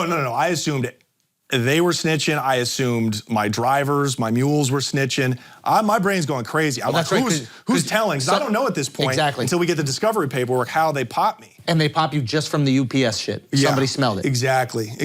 And this iPhones had just come out, so they were able to trace like where I had been. They just plug this little machine. Oh, the cell tower shit. Exactly. And I was like, oh boy. They can't tell exactly where you are. They can just tell Exactly. where you Very, went very and where you close. came back. Exactly. Yeah. And there's towers everywhere now. So Yeah. If it's you didn't like try to bribe the officer, what would they get you on? You just have a lot of money. they would get me on. Well, they got me on money laundering, conspiracy.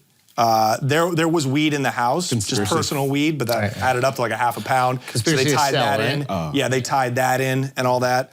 So OB They throw as charge much shit as they can. as on you. much as Yeah. they can, and then you just knock as many down Yeah. when you go to court. So I was just like, hey, I mean, it's not it was not this smooth. Okay, well, you go, know, go, I'm go, gonna go, make go, myself sound cool. It was yeah. not this smooth. Yeah. Because my mouth is dry. It's like when you're bombing on stage, you have no saliva in your mouth. You're terrified. Yeah. You know, you're like, my life is Give over. me this version. You No, know, this one's really good. I No. just picture, I picture a black butt fuck. You Yeah, know, yeah, that's what yeah. goes through your mind. You know what I mean? I don't know why it's got to be a black guy. You know, because it would be.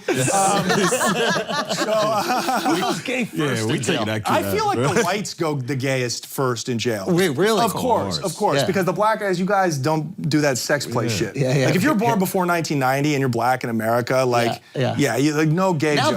black kids have like gay fun. Yeah, But they have when we were gay growing up, they didn't do that. at No all. fart fun and Yeah, no yeah. gay fun. fart No, fun. black people don't Hilarious. joke about farts. You guys are completely Farts, missing like, out. well, you're missing out on a lot of farts. No, Eddie Murphy said that in the Delirious. The He's fart farting game. for the fart game. Fuck it. Yeah. No, my Okay. mouth is open. Okay, Yeah. so all right, so So yeah. give so me the pitch. So I was just like, I was like, there's more of this. Like I was like, I have a safe deposit box. I can be back in an hour before, you just gotta let me go before it closes. It was like 3 p.m.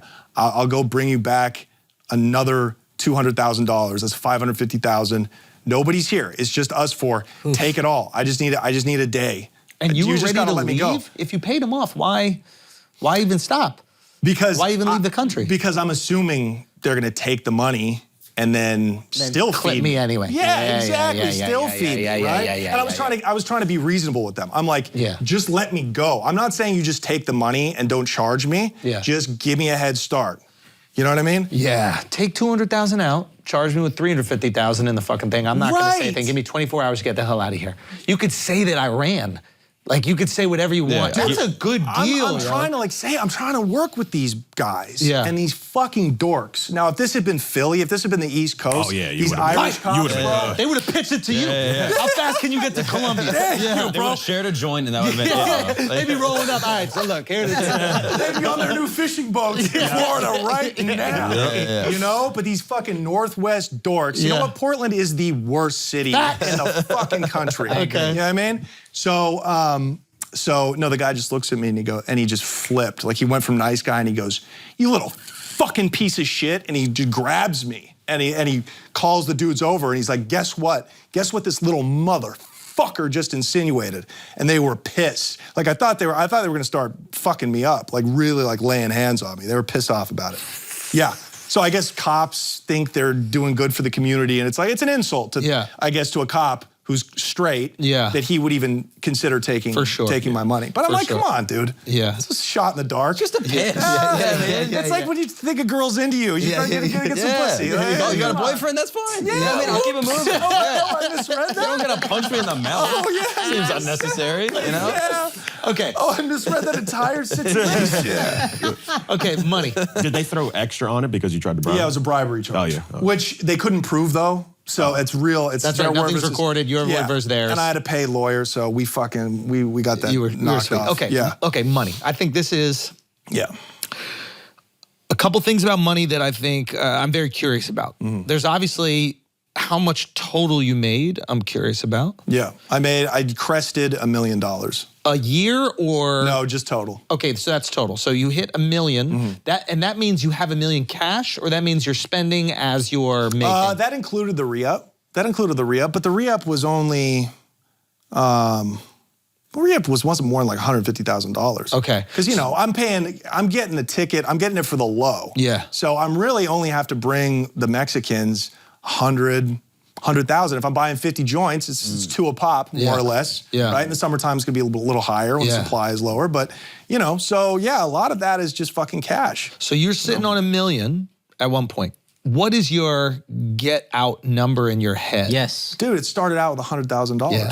And then it just keeps. I'm like, God, 250. I feel that shit about stand up. Oh, facts, bro.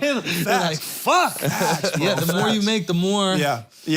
But your overhead is way lower than in this shit. You know what I mean? So it's like, dude, I mean, there's no taxes. People are working for me for peanuts. This is during the recession. So I got nice college-educated white dudes, women even, making that drive down there for me, muling my shit back for like $100 a joint. But to them, it's like, $5,000 just to do this? This is big money, you know? Like, I'm gonna do that. I'm hurting. So, but it's just insane. So 100,000 was like my get out number. Then it went up to 250, and I was like, yo, I looked at the forecast, And I was like, okay, we're gonna be at $1 million in no time. Let's just do that, right? But then I had this opportunity to go into business down in Colombia. I mean, I had a lot of business opportunities, but the get out plan was gonna be this real estate deal I was gonna do in Colombia. So and that was gonna cost me about 400 or 500 grand. So I'm like, I gotta make that back. Like I'm gonna invest that, but I wanna get that. You want to be 1.5, so you can do that deal and still I want to have be $1 million liquid plus whatever I have in assets. You know what I mean? Fuck, and that you're was so just close. And you were, I remember you saying you were like a few months away or something from being out. Okay, so where are you hiding the money? You're not just keeping $1 million cash in one place. You know, I had shit in my parents' attic, had it in the garden, safe deposit you're boxes. digging, bro. Digging. I'm Mexican now. I am the Mexican now. You know? So you're digging, you're putting it in the garden. Yeah. You have some at your folks' place. Yeah. Your folks savvy to it a little bit, or Not to this level. Now, they knew throughout the years, I'd be home from college, and my mom would be like, hey, I was cleaning in your room, and I found like $50,000 in cash in your backpack, so you're gonna have to, you can't stay here. We know you're back dealing drugs, you know. But we'll still pay for college. Okay. You can't stay here for the summertime. No, white parents. So Because it ain't even about you, it's about them. They don't want their kid to not go to college. Of course, of course. And the embarrassment too. Like that's the worst part. Like yes, he sells drugs, but he got a bachelor's. Wow, man. That's so great. So anyway, so I would stash that it. is nuts, bro. It is true though. That is My mom parents. found a little something in the crib and almost disowned me. Like that was crazy. Well, also though, like, and this is no knock on like the black community or any like lower class communities. It almost makes drug dealing a little easier though. What the fuck? Hear me out. You know how I know he's been to jail? Because he's so comfortable with casual racism. That's like, to be from Portland and then be like, yeah, the blacks are like this in prison. I worked down from casual. I started out. Yeah, this is professional racism. Right? No, but I'm saying if you're from a family of entrenched drug dealers, I'm not saying, say you're from Harlem and your uncle's been locked up and your fucking grandfather was locked up. This is the family business. And you get locked up, it's horrible. It doesn't make the pain any less, but it's just a little more normalized. So like the embarrassment that a family that's not used to incarceration feels, it's enough for me to never do it again. I swear to God, just the shame on the family, right? And dude, and like W.E.B. Du Bois talked about that. He's like, that's or his counterpart, whatever the other dude was. That's what he said. He was like, that embarrassment, that expectation that white people have is kind of what keeps them in school on the straight and narrow. You know what I mean? I was talking to a guy that got locked up. He did like 10 years for selling drugs in Boston. He said when he got locked up, when he first walked into the prison, it was as if it was like college orientation and you were like a sophomore and you saw a freshman from your school come in. They were all like, dude, we were waiting for you. Everybody knows everybody. Everybody. And it was just like the guys on their block. And he was like, oh yeah, welcome to the crew. Like this is where we sit, this is where we eat. We're waiting for you to show up. They got a seat for you. Yeah, literally. They were like, we knew you were gonna be here. Yeah. So that's kind of what I mean by that. Yeah. You know My what I mean? parents were embarrassed I did this. You know what I mean? Like, the expectation is a real cultural thing. expectation is huge, man. No, I get that. Because even with the Sweden thing happened, even though I really didn't do something bad to get in that situation, the biggest thing I felt was guilt that I disappointed my mom. That's the biggest thing I felt. Yeah, that she did something wrong in raising you, and you know that like, she I'm like, busted her ass to like give you all the opportunities. Yeah, that's because I'm gonna be fine. You fellas. I was the man in there though. I was a cool American. So You were their black friend. Yeah. So the money's held in your parents, like I got safe deposit boxes everywhere. Okay. Connected to banks. Don't do that. Don't do that. Obviously it's still not. connected to your name. Like an LLC. Yeah. What's the best way to flip it? Like, you obviously see the Breaking Bad shit where they're, like, do you think about starting a business? Well, listen, I was very young. I was 22, 23 when this all started to pop off. So I was just started, and that's really what began like my financial literacy was because I would buy like Rich Dad, Poor Dad, How to Invest. I was reading Warren Buffett. Dave Ramsey. counting my drug money while I was reading, fucking Mark Cuban's books, right? Yeah. And I should have started flipping it from the beginning. Yeah. From my first 50,000, and I should how have would started. you flip it? Dude, how do you make it clean? Can you talk about the gifts? I would go buy, and I do a whole episode on this, episode 5, how to launder your money. Yeah. Okay, they're monetizing it still on YouTube. Crazy. So I would start buying sneakers. Okay. If I had 50 grand just to move, I would pay some kids to go stand down at that Supreme store, right? And buy 50 grand worth of sneakers, and then we just go put those shits online and sell them. Even if you take a loss, 10 grand loss. You sell them for a little less. You just cleaned your money you for 10% just cleaned your money off. up for 10%, bro. It's less than taxes. Explain to people what it usually costs to clean money. Because you can get it professionally laundered, but what are they taking? They're taking like a third, right? I don't know. I have no idea. You know, like Scarface is like, they were talking about like 30%, right? Yeah. Let me do 3 points on your money or whatever. But I actually have no idea. That's the highest level. And even there, like, that's a way to get yourself caught. Because you got a guy putting, you know, millions of dollars into a shell company. It's all traceable still. Right. But when you take cash and buy... Oh, he's gonna get clipped. Of course. And he's gonna talk about your ass. That's the first person they go after. Because the financial crimes are easier to I guess, there's more evidence, there's more proof of these transactions. There's always a paper trail. Yeah. But if I'm... Because we want it, low-key, because we want to make sure that we know where our fucking money is. Of course. Yeah, that's the only thing that you can't relinquish any trust. You know, or like any responsibility. It's like, I need to know exactly where the bank account is. I need to know where the, and because of that, there's no separation, there's no barrier. Dude, I talked to Roger Reeves. He was Pablo Escobar's #1 cocaine pilot, him and Barry Seal. I had him on my podcast. He had like 50 million in Cayman Island bank accounts, and they went and they took all of it in one fell swoop. Way. I'm like, that's not gonna be me. That's not gonna be me. I'd rather make $5 million and just launder it over 10 years, 40, 50 grand at a time. Yeah. Because if I'm the IRS, I could conceivably come to you, Andrew, and be like, where did you get the money to buy 100 pairs of sneakers? Yeah. But you just get lost. There's no way. It's just too much. If you're paying your taxes, though. Exactly. You pay them off right away. So you have bills of sales. The only thing you don't have is bills of purchases, right? Bills of sales are for the sneakers, right? You don't have proof of making the money. Yes, exactly. And will they look at that kind of shit? Not or? at a low enough level. Again, $50,000, $100,000, I don't think so. When you ping it around enough and then you immediately take that 40 grand and you put it into some real estate. Yeah. Right? You're just making it inconvenient to track down. Of course. Make it hard, as hard for them as possible. And I feel like if they're getting their pound of flesh, why would they even look into you? Correct. Right? I'm almost like, if I'm the IRS, I'm like, you're paying at your 33% or 40%. Like, exactly. Like it's like you telling yourself first. Yeah, it's like, yo, you got your, I'm paying you. I'm paying you. I'm coming to you. I'm not waiting for you to come to me. Yeah, why do you care I'm coming where I to you got the money? immediately. Yeah. Exactly. He also said there's one a of the thing. dopest things I learned from watching your shit and whatever, the GIF situation. That's what I was just saying, the So GIF. you can give a GIF up to what, 16? 15? Yeah, and I didn't know this. I actually did not know this. That's the Shawshank shit. What's that? The scene in Shawshank. You can gift your wife up to 10 grand. Remember, he tells the CO that.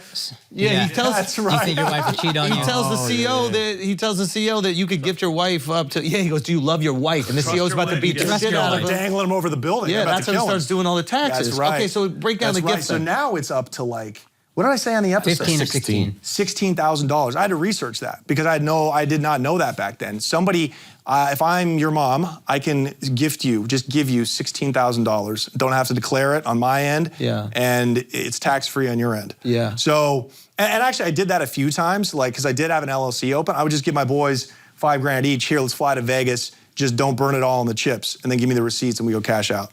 And then we go put that back. Sorry, don't burn it all in the chips. Yeah, meaning here's $5 grand in chips. Yeah. You know, lose 2,500 of it. And then we'll go. And then and then give me the bill of sale. But so on a low level. You can have 10 friends give you a gift every year. Exactly. And that's 160,000 you just laundered. Exactly. As opposed to, hey, I'll cut you a check for 16,000. You gift me 16,000.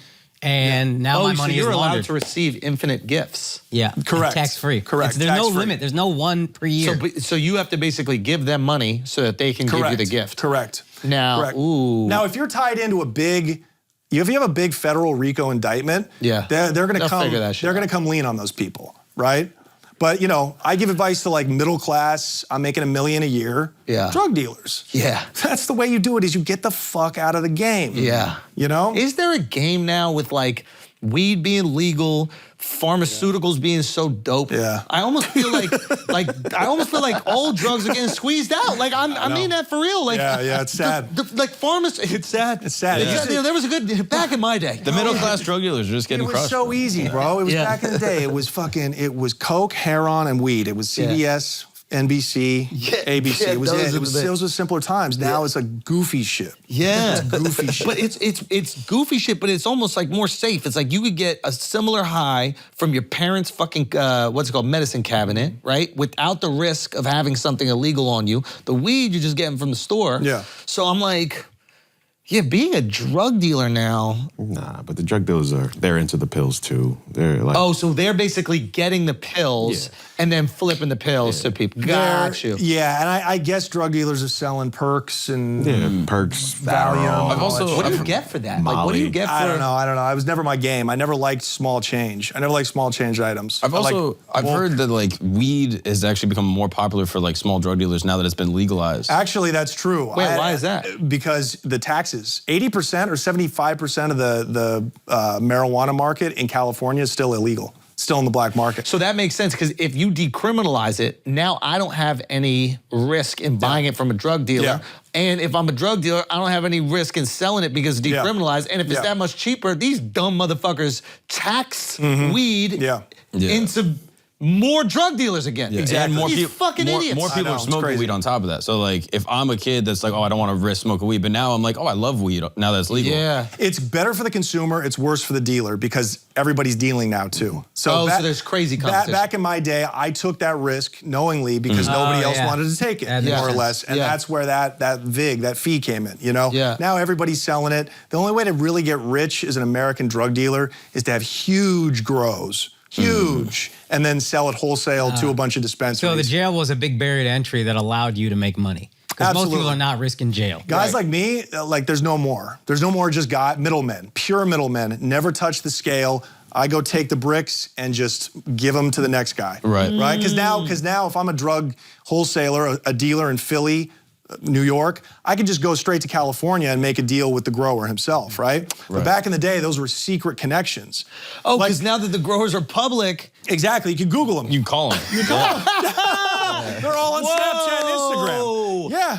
Oh, shit, because they have no cost, or there's no risk for them to be public. Bro, they take down these huge grows out in the desert, like Palm Springs area, greenhouses with tens of thousands of plants. They'll raid it like it's a drug raid. Nobody will go to jail. Just write them a ticket. Here you go. Wow. Are you able to like suss out when someone's playing with drug money? Like, what do you mean? Like if you had gotten out clean, you would have had this real estate business. You would have been chilling on like a mill, and everyone would have been like, "Wow, this guy's just like good at business or something." Or if his parents gave him money, whatever, they would have thought something about you. But if I meet someone that has like a small business and they're like making a bunch of money and I don't really get it, I never assume drugs. I always assume like inheritance or their geniuses or Bitcoin or some shit. Are you able to like figure out like, oh no, this person's playing with drug money? Well, if they're white, I always assume it's an inheritance. You know what I mean? Of course, like exactly. Financially responsible. You know? No, I don't even know. I don't think like that, right? Like, if somebody's good at legal business, it doesn't matter how they got their drug money because they would have been good at this shit regardless. You know? That's interesting. Yeah, Wait. Do you really believe that? Yeah. Yeah. Now, if I hear people say that, but I don't buy it. You don't think Jay-Z would be Jay-Z if he didn't sell drugs? He totally would. Wait. What was the question? Just so I can understand. You don't think Jay-Z would be Jay-Z right now if he never sold drugs? I think Jay-Z happened to be a really good businessman that also sold drugs. I think there are a lot of people who sell drugs. I think it's a much easier thing to be profitable on because there's much less competition, right? Jay-Z needed the drug game to give him something to talk. Like Jay-Z needed the drug game. You open a pizza shop, it's like 75 fucking pizza shops in New York. If you're selling cocaine, it's like not that many people are gonna take that risk. Sure. So when you have something simple like a pizzeria, like, of course, having a bunch of drug money helps you expand right away, right? Right. But you probably could have done that regardless. It would have just taken you longer. You know what I mean? I feel like selling drugs would be helpful for international export-import businesses, even if they're legit. Because it's about building those relationships and making sure that there's enough of a moat around those relationships where you can get that product, be it legal or illegal. It could be fucking olive oil. But being able to connect that person with this person over here, like what you're doing, right? Building enough connections in fucking a developing country. You can see a country kind of changing around. You go, oh, I need to tap into certain industries. I feel like drug dealers would be really good at that. But once it's open market, I don't know if I could say specifically that they could apply the same business practices to, like, you really want to compete with Bezos? Like, there's no way. You know what I mean? These guys are savages. Yeah. Well, drug dealing built a lot of America. Definitely go to Medellin. I mean, it looks like fucking Beverly Hills. It's crazy. Yeah. Like, Miami too. Miami, Culiacan, Mexico, dude. Yeah. There's no homeless people. I mean, Los Angeles absolutely looks worse than Culiacan, Mexico. Really? Where the only legal industry is tomatoes. And they're farmers. You know what I mean? That's how they learned how to grow weed good back in the day. So, but that money absolutely pays for public works shit, you know, all different kinds of things. Wow. But, you know, to your point, like, I don't know, I think good business people would be that way regardless, just drugs gave them a boost. Let me put it this way. I think it's very possible that there are people that are good at business and happen to fall into drug dealing. And I think that's also possible that there are people who aren't that good at business, but since they're dealing drugs, they're having more success They're good at that, than yes, they would in traditional absolutely. business. Okay. I think that Absolutely. Jay-Z is a specific type who's like, yeah, whatever he was gonna do, he was gonna be really good And at also, Jay-Z didn't take his drug money and start Rockefeller. That it. was like Biggs Burke. That was Don. Who is it? Biggs, Or Biggs, it was Biggs, yeah. who ended up getting locked up. So it wasn't even his drug money. It was just his selling drugs that gave him A little something bit to talk of, about. Yeah, You know? Yeah. I think you're doing. I was thinking about this. I think that you're doing a good job of like embracing a thing that people are interested in, and like what I think a lot of people do is when they want to get into stand-up, but they're known for another thing, they almost like have like a resentment. For I know you've been doing stand-up a while, but they almost have like this resentment for this other thing that they're known for, and it's like. You're lucky people know you for something. You got to get it how it comes. Yeah, and then you funnel a certain, like for me, for earlier in my career, I was doing obviously MTV stuff. And I had this podcast with Charlemagne the God, and I knew that a certain amount of those people might be interested in my stand-up. Yep. And I was so grateful that I could funnel some of them. Yeah. And then that was able to grow and built all these kind of cool things. But I think it's a smart thing that you don't go, oh, I need to only be seen as a stand-up comic. It's like, this is an interesting part of your life. Yeah, it that is. You clearly are passionate about. Yeah. And it's I think it's smart to funnel. And then hopefully you get 10% of these people that start to like it. Exactly. And then that 10 turns to 20, 30, 40.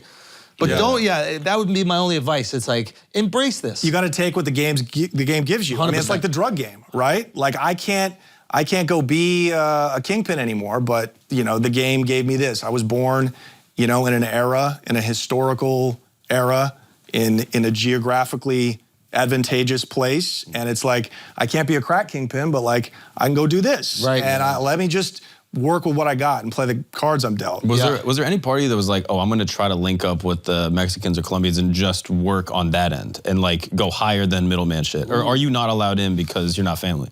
Well, that. But I did have one of them approach me to bring me in on like a big time like coke shipment. Because I can see you being beneficial for them. Like, okay, I'm like good at business, white dude that can interface with all these white middlemen in the country, Safe, and I speak Spanish. Like, Smart. Well, now, if I was still in the game, I'd be at the border because back in the day they would only sell to their people, right? But as I told you, now it's Americans going down to the border and buying wholesale from the cartel, and the cartel's retreating back to the safety of Mexico. So I could go down to Tijuana and be like, I will go in on, I got 100 kilos I got to move, right? You've got a couple of mules. I'll split the cost with you, but I'm just going to pay for all these bricks right here, right now. So you're saying you would go across the border? Yep. Because you get them for 10 grand cheaper just by crossing that invisible so you just border. drive it to Tijuana. And that is the leverage point. The leverage point is controlling the distribution. It's easier to buy it on this side because the risk has already been taken. Of course. You want to take the risk because there's the bread with the risk. Right? Bigger the problem, the bigger the money associated with it. Bigger Okay. the risk, bigger the reward. Yeah. So okay, break that down. Now, if you this is kind of fun. Now, if you were to get in the game, can you talk about? Yeah, you can talk about this. Okay, now if you're getting in the game, how do you do it? How do you get it across? How do you stay safe? How do you launder the money? How much money am I starting with? Just make up a number. Make up a reasonable number. 100,000? Is that reasonable? I think 100,000? Yeah. So I could, you know, a price at the border with my connections. No, let's back up. If I got 100, I'm going straight to Assuming Medellin. you're not a felon, so you can cross. Right. I can go anywhere. I got passports. I got a Canadian passport.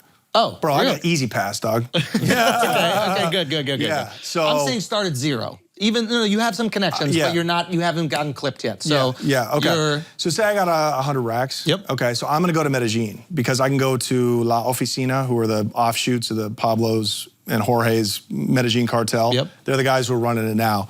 So I would say just give me 5 joints. It's 10 grand. 5 joints is? A joint is a kilo. Okay, so a unit. 5 Give me kilos. 5 units. Okay. Give me 5 units, and I'm just gonna stick them in the mail. 2,000 a unit. Yeah, that's 10 grand. That's an easy risk. I'm gonna pay somebody to help me, you know, disguise it.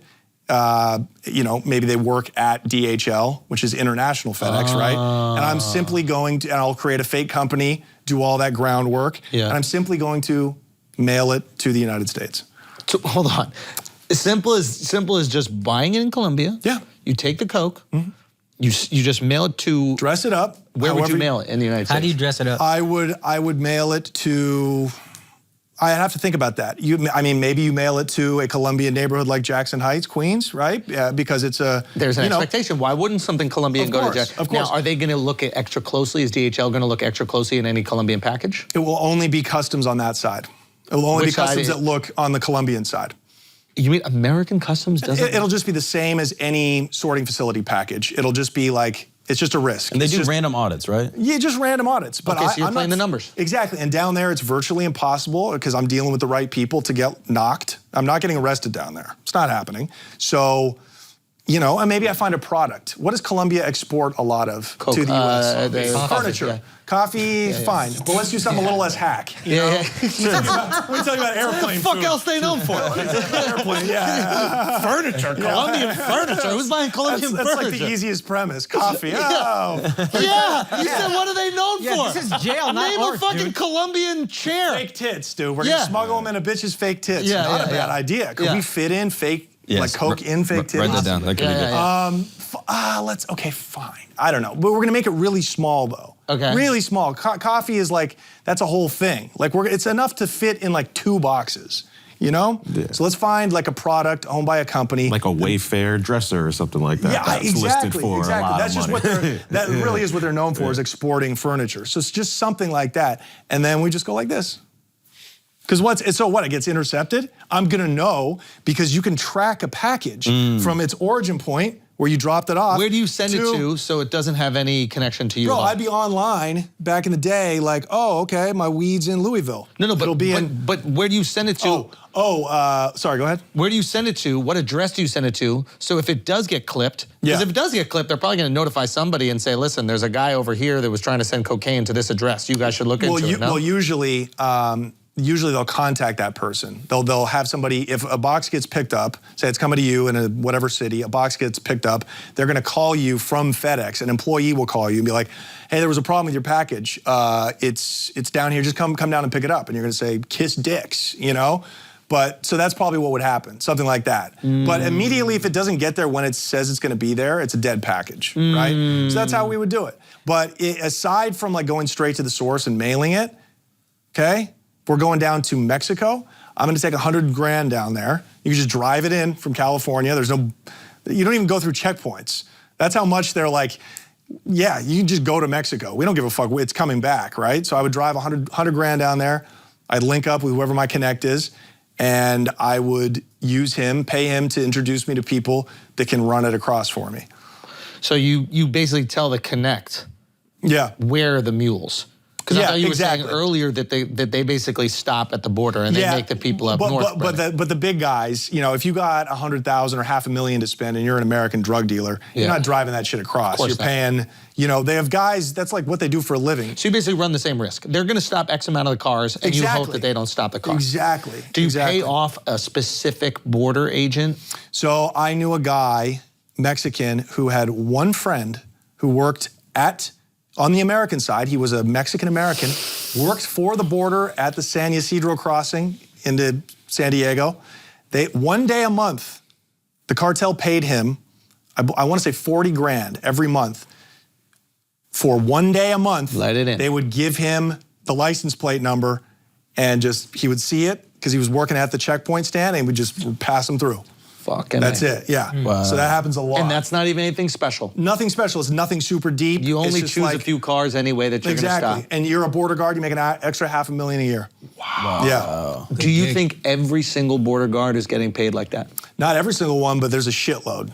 Would you say half? I mean, it seems like so insignificant. So insignificant. It's one car. Yeah. 1 day a month. Yeah. You let it go. No, as many cars. He would say, like, if you had 3 license plates, that's just 1 day a month. But it's 1 day a whatever month. you can get through. So the other days, you can clip shit. Of course. So no one even knows. Of course, of course. In fact, I'll do you one better, border guard. I will let you know when some mules are bringing some drugs And over. I'll clip them so nobody says anything it's that to you. dirty. And so It's they're that feeding dirty. people. It's just like, Yeah, they feed people. Yeah. Fuck. Yeah. Do those mules know that they're food? No, they don't know their food. Wow. I hooked up with this chick in Colombia. She had swallowed cocaine before. Bad bitch, right? But poor, you know? So it's either you marry a cartel member, or like, can you fit a half a kilo in that cute little tum-tum? Whoa. And walk across, and fly to New York. And she would be like, yeah, there'd be like 10 of us on a plane, but I only knew about one of them. And she was like, yeah, I know the cartel will call up TSA and be like, look out for Maria Consuela. Fuck. But then the other 8 walk through. It's dirty, bro. Wow. It's dirty. So yeah, I would not do any of that. That's real. That goes from being businessman, drug dealer to criminal. Yeah, you're fucking I would people's never, lives up. Yeah, exactly. It's snitching. It's ratting. It's Yeah. despicable. But paying somebody a fair price just for the run it. risk. Yeah. You know the risk, baby. And I got 20 kilos that I bought. We're gonna break them up into 4 different cars. 5 kilos. So if at a one gets time. clipped, that's okay. Exactly. We get 75%. Exactly, and that's still profitable. It's still profitable. And I just bought them for 12 grand a piece. So, and then I'm just breaking, and then what I would do is we're just gonna go stone for stone on that. Maybe does that sell mean? ounces, just kibbles, and we're just gonna break it up gram, eighth, half ounce at a time. Like if I got 10 kilos across, I'm taking my time. I'm squeezing all the profit out of it. I'm not gonna sell it wholesale. Even though I could sell it for a 10 grand markup wholesale to a dealer, I'm just gonna bust it down and just sell it out. Why not just run it back if you have a No, good because think about it, because I maximize, because I can either make 10 grand selling it to you wholesale, or I can make almost 100,000. A gram of good blow, like unstepped on blow in LA right now is $100. That's $100,000 off 1,000 grams in a kilo. Over a few months. And I just paid 12 grand for it, so plus whatever my costs were. So And you can charge even more if they know your stuff is trustworthy because there's so much fentanyl out there. Oh, exactly. If you have good coke, now it's a great time to be a good coke dealer. Fuck, man. So that's how I get back in the game. What do you think the answer is to this coke issue and just in general fentanyl? Like what's going wrong and how? Dub is very concerned. Yes, thank you, Rachel Maddow. I appreciate that. I picked Maddow, but no, there's no solution. Everybody's gonna keep doing it. Hasn't stopped anybody. I mean, You think legalization would help clean things up a lot? no, I don't think so. Okay. I don't think so because Americans don't do shit right ever. Like they tried to legalize or decriminalize shit on the West Coast. Yeah. Right? Like it's not like Europe where they're just like have a system in place. Like drugs are legal, but you have to go to like a clinic to do it. Yeah. And you're homeless, we're gonna immediately get you off the street. Vancouver has like a block. It's like Amsterdam where you can like do Vancouver, drugs on this block. exactly. All right, guys, we're gonna take a break for a second because I gotta tell y'all about something near and dear to my heart. Sri Lankan sweatshops that won't even let women piss when they want to. Basically telling them to sweat it out. They said, listen, you got fluids you need to get out of your body, you might as well sweat it out. That's bullshit. That's bullshit. You know what they make in them sweatshops? They making underwear in them sweatshops, not the underwear I wear. No, I would never wear underwear from a Sri Lankan sweatshop that's making women hold their piss, okay? I'm telling you, I'm wearing underwear that's made in the USA, okay? In a normal factory with bathroom breaks. Benefits. Benefits, the good stuff. Culprit is that. You can feel good about your underwear. My point is, culprit is the only underwear I wear, and they're gonna send you to UFC 287. We're gonna see our boy Izzy Adesanya get revenge. Okay, Adesanya Pereira. I'm telling you, this is the game. Masvidal Burns, they're sending you to the fight. And if you go and buy culprit underwear using the code Miami, you're getting 20% off your order. And you're not supporting them Sri Lankan sweat bags. That's what they call them. That's what they call them. That's a crazy name for someone who's working hard making underwear. Call them sweat bags. You know, you could call, Listen, the point is, go to culpritunderwear.com, use the code Miami at checkout for 20% off, and you'll automatically be entered to win a trip to Miami for UFC 287. There you go. All right, guys, let's take a break for a second because I got to tell y'all about hard dicks. You already know what the fuck time it is. Blue Chew in the building. The greatest alley-oop in history. Yeah, same active ingredients as inside Cialis or Viagra, but this is the chew, this one that we rock with, okay? This is the ultimate slam dunk, okay? Turn you from a hippie to a hunk. That rhymed. You know, I'm just riffing on this copy right here, you know what I'm saying? My point is, what you need in your life to impress, maybe it's your wife, maybe it's your girl, maybe it's your side chick, but what you need is hard dick and bubble gum. BlueChew.com. Make sure you use that promo code FLAGRANT. You can get your first month free. All you gotta do is pay $5 shipping. Think about that. BlueChew.com. Make sure you use that promo code FLAGRANT.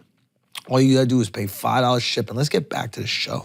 Also, I'm gonna be in your city quite possibly, probably, especially if you're in Miami, March 9th through 11th. Hurry up and buy your tickets. Also, this date just got announced. I'm gonna be in Denver at the Comedy Works, April 20th through April 22nd. And again, this is one of the best comedy clubs in the country from what I understand, so please show up and show out. Also, if I'm there on 420, I'm probably gonna be high on stage. Why would I not be? It's Denver. What the fuck else am I doing? And before I get those tickets at akashsingh.com, and before I go, I wanted to let you guys know my homie Real Sick battle rapper who hit me up, and he said there is a Pat Stay Memorial event in Toronto, February 25th and 26th. Obviously, Pat Stay, legendary battle rapper, big fan of the podcast, always supported us. We want to support him and his family. So get your tickets for that at KOTD.com. It's going to be a crazy battle rappers from every league. Apparently, that's a big deal. That doesn't happen often. So get your tickets there for that as well if you're in Canada or anywhere nearby.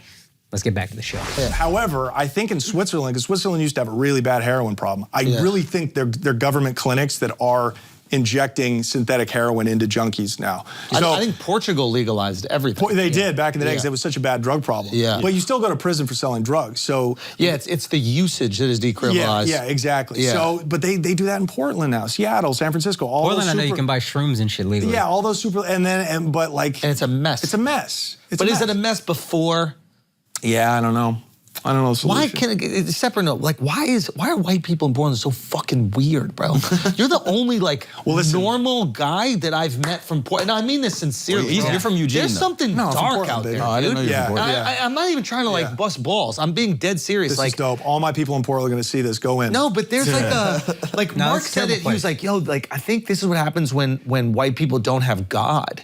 And like no, and I mean that. Like there's like too many strip clubs. Yeah. There's not enough sun. And there's like this apathy. It's like an amorphous blob of humanity. Bro, there is like a sapping, just draining energy. What the fuck is that about? Well, look, I grew up in 90s Portland, so a little different. But believe it or not, I did not know one trans person. Okay? Wait, I didn't even know Portland's trans. And scores of black people. I knew that back in the day. Now it's everybody's got blue hair, everybody is Antifa. Yeah. Or they're just white people with no ambition, right? Yes, but searching for some sort of identity they can latch on because they're miserable. There's no sun. But New York doesn't have much sun either. But is it? You think it's New York has hustle because it doesn't rain as much? You think Portland had rained so much? We were like, I'm not going out. Yeah, the raining is like a really disgusting.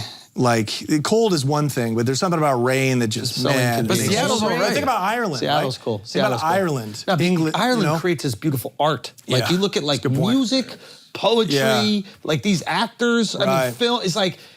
Ireland is like white Jamaica. That's the way I look at it. Where it's just this tiny little island that produces like all this like amazing art that the world loves and consumes. But like struggle too, though. Comes from struggle. It is from that. Comes from struggle. You know, white people from the West Coast. These have motherfuckers no in Portland acting like they struggling, but don't make any art. No. Maybe back in the day, where was Seattle? Nirvana was Seattle. Yeah, we had Everclear. You know, like Courtney. Why is there so much KKK still up there? I don't know, Isn't that bro. where I think that like the Northwest was kind of founded on some I think they started it. let's be racist shit. Part of it. I think wherever you find white people in the woods, you're going to find KKK. Mark actually had a good point when we went to Seattle. And he was saying Washington was kind of founded on this like white supremacist idea, and then you have the people who reject that, so they're going to be the most liberal. The more people on racist earth the place is, the more liberal the capital city is going to be. Yes, exactly. And I don't want to say that Texas is racist, or whatever, but like Austin is like super because of how like rah Texas is. Yeah. Right. And I think you'll see that in most places. It's countercultural. Absolutely. Yeah. 100%. Absolutely. Yeah. But to your question, I mean, I think that's what it is. Yeah, it's just, it's not having culture. It's not having enough diversity. And it's just, it ain't nothing to do. And it's everybody's kind of comfortable. You know, it's boring as fuck. But I grew up, thank God, pre-gentrification. Thank God. Like my parents were both lawyers. 9th grade, my boy, whose father I later ended up being my connect.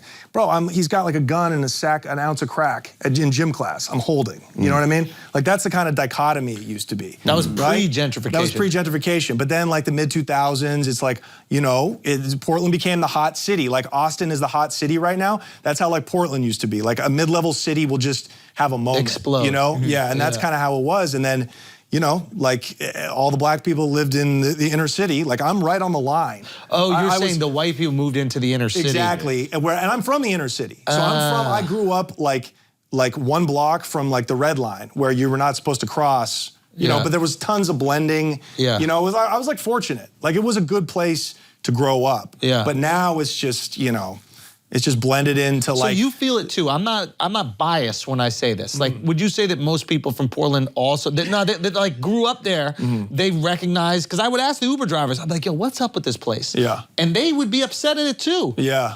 Maybe they feel like there's been some kind of transition happen there. Yeah, I think it was, it was the gentrification. It was the gentrification. They just, they moved the black people around? No, they just came into the black community and just bought up the houses. I mean, black people bubbled off that shit too, you know? That's the thing about gentrification people forget in cities not like New York where, you know, a lot of these black communities, they're living in government housing already. Like black people in cities that have been gentrified around the country owned that fucking property, a lot of it. They got bought out of it. It's such a small group that. I don't know. I don't know the stats, man. But like, okay, or it's you not know, worth it. Right, or landlords sold, right? More like that, and then everything gets knocked down. And, but you know, like I was up in Harlem. They're making money off gentrification in Harlem. They're charging one price on Wednesday, and they're charging the fucking the white price. The white price. It's like Cuba. There's two different. There's two different currencies. Exactly. Exactly. Yeah. So but that's how I get back. which is dope though. Get it, bro. You were saying that European cartels make more money than Colombian cartels. Absolutely. Their markup, their profit is higher than Colombian. But is it the cartels. same hustle where you're just doing DHL packages over to No, dude. The Albanians in London, The Italian mob in Drangheta. and then the Ndrangheta there, because they got the big port there. Bro, they're going so far as to like send their people to set up shop in Colombia, right? They're starting Colombian families, setting up these big distribution networks where they buy companies, have shipping routes, and they're me buying the brick for $2,000 in Medellin, but $2,000 at a time. And they're getting them to their people in London where they're going for 60 wholesale. They're using deals in the shipping routes, like where they're in the shipping business. They'll come into like where they trade conflict diamonds and make deals with those guys to say, don't touch our drugs, we won't touch your conflict diamonds. There's a show called, if you want to see this, it's called 000. It's on Amazon. It's a good show. And they talk about like in Drangheta where you have to be in the family working with Colombian. And do the cartels in Colombia give them any pushback for going to Colombia and starting like setting up shop? No, I don't think so because they still own the factories. They still are the source of the coke. Yeah, they still have the coke. Getting in that part of the business. But they love it, I think, because it's like the Mexicans don't need them. I mean, obviously they take them, but they don't need them. But coke in Europe right now is what it was in America in the 80s. Oh, it's just fire. It's fucking everywhere. It's fire. Right. Yeah. So. No, for real. Yeah. Good coke in the 80s, right? Yeah. Exactly. 80s were fun. Nobody's upset. We missed the fuck Some out. good music. We missed the fuck out. Yeah, we were all born then. That's why our music is so sad in the 90s. Yeah, exactly. No, the 80s is fire, bro. Yeah. But I mean, it's like the popularity of it is what I meant. Like it's, like bus drivers in Spain are doing it, right? Like it's really like that kind of thing. And you talk to these kingpins uptown, and I'm like, how are you making so much money? They were like, it's simple. 95% of the people were on drugs. That's how a junior kingpin, a 21-year-old kid in a week could be a millionaire. off crack cocaine. Didn't even have a source, was buying it from another black dude or a Dominican who was wholesaling it from a Colombian. So the whole community. Yeah, there was lines. There was drug lines. Well, unfortunately, they really missed out because if they could have obviously it's a fantasy, but think about millions of dollars in your community. What a fucking asset. What a blessing that is. Yeah. It really was. That's some Nino Brown shit, right? Like, you could argue it was a better time because at least, because a young man now who still doesn't have the same opportunities that a white person has. Yeah. Education system still fucked up. Yeah. Family still in prison. Yeah. He now doesn't even have the fucking streets to go feed him. Now, what would the argument against it be? First of all, there is way less racism. There is more opportunity now. Not as much, but there's a lot more opportunity now. Right. And you don't have a whole community that's missing doing life. Yeah. You know what I mean? Yeah. So that's. I hear what you're it's saying the about given- like financial upside and like as you kind of like zoom out of American when you look into like American excellence and like historic American families, like you go back far enough. They all sold some illegal shit. He says this. Teddy Roosevelt. Bro, the grandfather Roosevelt was Kennedy. Joe was mobbed up. Joe Kennedy. I mean, that guy's a boss. Like, he literally was like, yeah, my kid's gonna be president. And then his kid got fucking lopsided in the war. And then it was like, okay, my other kid will be president. And then it happened. It happened. Yeah. Like, because he's talking to the Chicago mob. Yeah. You know? Yeah, there's some rumors about that, not because of course, well, JFK went in there and he's like, I think we're shutting down the mob. And he was like, whoa, how about we fucking reach out and touch you? How about your brother has a hole in his head? Yeah, but so I think I understand the frustration, I'm sure, when a community looks at like these, like, you see these last names, the Kennedy Center in DC, and it's just like some fucking drug dealer is now lauded over and exalted, and if you're a great performer, you get to perform at the Kennedy Center. That's like, this is how we celebrate you. You go to some fucking crack dealer's theater. Well, money can buy you reputation, right? Yes, like, 100%. they're paying for it. They're not doing it because he's a great guy. But think about making your kid president removes any stain from your legacy. And that's the beauty you buy of a it. library at a college. If you guys see Narcos season 3, that's what the Cali Cartel was trying to do. The Cali Cartel, so after Pablo gets knocked, this is a true story, the Cali is #1. So there's Medellin and there's Cali. Pablo is Medellin. Yep. And the Cali Cartel, who's actually bigger and moved more product. They're the biggest drug traffickers in history. They were just low-key about it. They were fly about it and shit, you know? They didn't cause even violence. back then, Pablo wasn't #1. No. In fact, he was kind of like what Chapo was, like really more of a manager. It was Jorge Ochoa, who, by the way, we're interviewing next month in Colombia. That's crazy. Yeah. We're going to his ranch. The Ochoas are in the in show, the right? series, exactly. Yeah. So he was the Is he founding. out the game? Is that why he's he's willing out to the game. Okay. He's out the game. So a lot of these guys got out. Yeah. And their money is carrying them. I mean, Of look course. at Miami, bro. Yeah. A lot of these white boys that worked with the Colombians, they took deals, right? So they ratted, they got out in 12, 15 years, and they got millions of dollars, and they are living, and they're living life. Yes, and their generational wealth is creating. Go back to this. But So you're Cali, gonna need- that's what Cali was trying to do. They made a deal with the government after Pablo got whacked. Now the spotlight's on them. Remember, because it's all about publicity. Yep. You don't want the fucking hot potato. You don't want the. It's like you almost want Pablo to be there getting all the shine because that lets you operate. Of course. And that's why El Mayo from the Sinaloa cartel was like, when Chapo started getting, he let him get the shine. You'll be but the it just headliner. can't be too big. Exactly. Okay, so So Cali went to the government of Colombia and was like, we will surrender. We will get out of the game. We'll do a little prison time down here. You're not going to, and we're going to hold on to our assets, but we will make no violence and we will relinquish, we will walk away. And he references Joe Kennedy. He's like, there was a man named Joe Kennedy, in Spanish. He and his, children went on to become politicos and all that stuff. So because that's what Joe was with alcohol, right? He was a bootlegger. Exactly. I'm pretty sure. Yeah, he worked with the bootleggers. I don't know how involved, like he was hands-on. Probably pretty hands-on actually, because they had connections. They were getting it from Ireland. These are Irish dudes, so they're bringing it in from Scotland and Ireland. Yeah. So if the black people in the '80s hadn't had those sentences that just knocked them out the game, life. Oh fuck! Those 25 years kills you. If you're back in 3, but if you're back you in have 3 all the money or that you 10, made. Yeah, 10 years. Yeah. So you guys It's got actually fucked. fucking dumb. Sorry. It was dumb of like the American judicial system in a way, because it's like if they go, listen, if they come back in 3, and we make it hard enough for them to continue to sell drugs, now you just have all this money that's in this community, and hopefully they do legit things with it. You build up these communities that have been historically suppressed. Yeah, I don't think America was concerned with building up the communities. Yeah. I think that's the point. But you have to understand also from their perspective, which is like, it costs them money to police these communities, put them in jail. Like there are certain costs that on the government and on the cities that they don't want to incur. If it had been Mexico, dude, yeah. What do you mean by that? Like, because Mexico works that way. It's bribery and it's logic. They're not gonna stop selling crack. People aren't gonna stop using it. Let's work something out. You know, America's dumb that way, bro. We want to see results. So Yeah, it's like, exactly. Lock the sky up on and drugs. throw 'em in the book. And the truth short-sighted. Like, I know. and they have the ability to look back and see what happened with these families, because it wasn't only the Kennedys. I think who was in the opium trade? One of the all these I talk about that. That was the Roosevelts. Yeah, it's like every grandfather fucking Roosevelt name on was a an library. opium. Yep. You can trace back to selling some illegal shit. What's that quote from? It's like Balzac. Behind every great fortune is a greater is an crime. even greater crime. Yeah, and that's from like the 17th behind century. every great generational wealth is an even greater crime. Yeah. Your show. Yeah. Hey. Yeah, but no, it's true, man. Yeah. It's fucking true. So I understand why like a dude who was in the game and selling drugs is like, don't make me look like I'm any different than these motherfuckers you got on the library. Right, of course, of course. That's why Biggs now, it's such a great story. So Biggs is helped start Rockefeller. Yeah. He was selling a lot of weed and maybe other things, but I know he was big in the weed game. So he gets pinched, he did like maybe, 10 years or something like that? Yeah. And now he comes out and now he has a legal marijuana business. Yeah.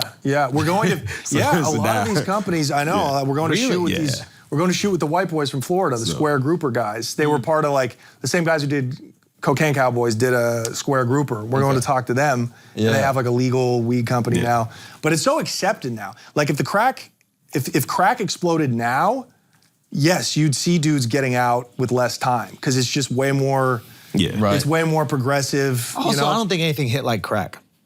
I mean, alcohol didn't hit like crack. Alcohol didn't like destroy the community like crack. Yeah. Like it was a profoundly unique experience. Yeah, but also crack, let's be honest. There's smokers up there on 154th Street that have been smoking since '86. Yeah. And functioning, sort of. I don't know this. It's not like heroin. It's not like heroin, which really turns you into a zombie, and you could smoke crack for decades.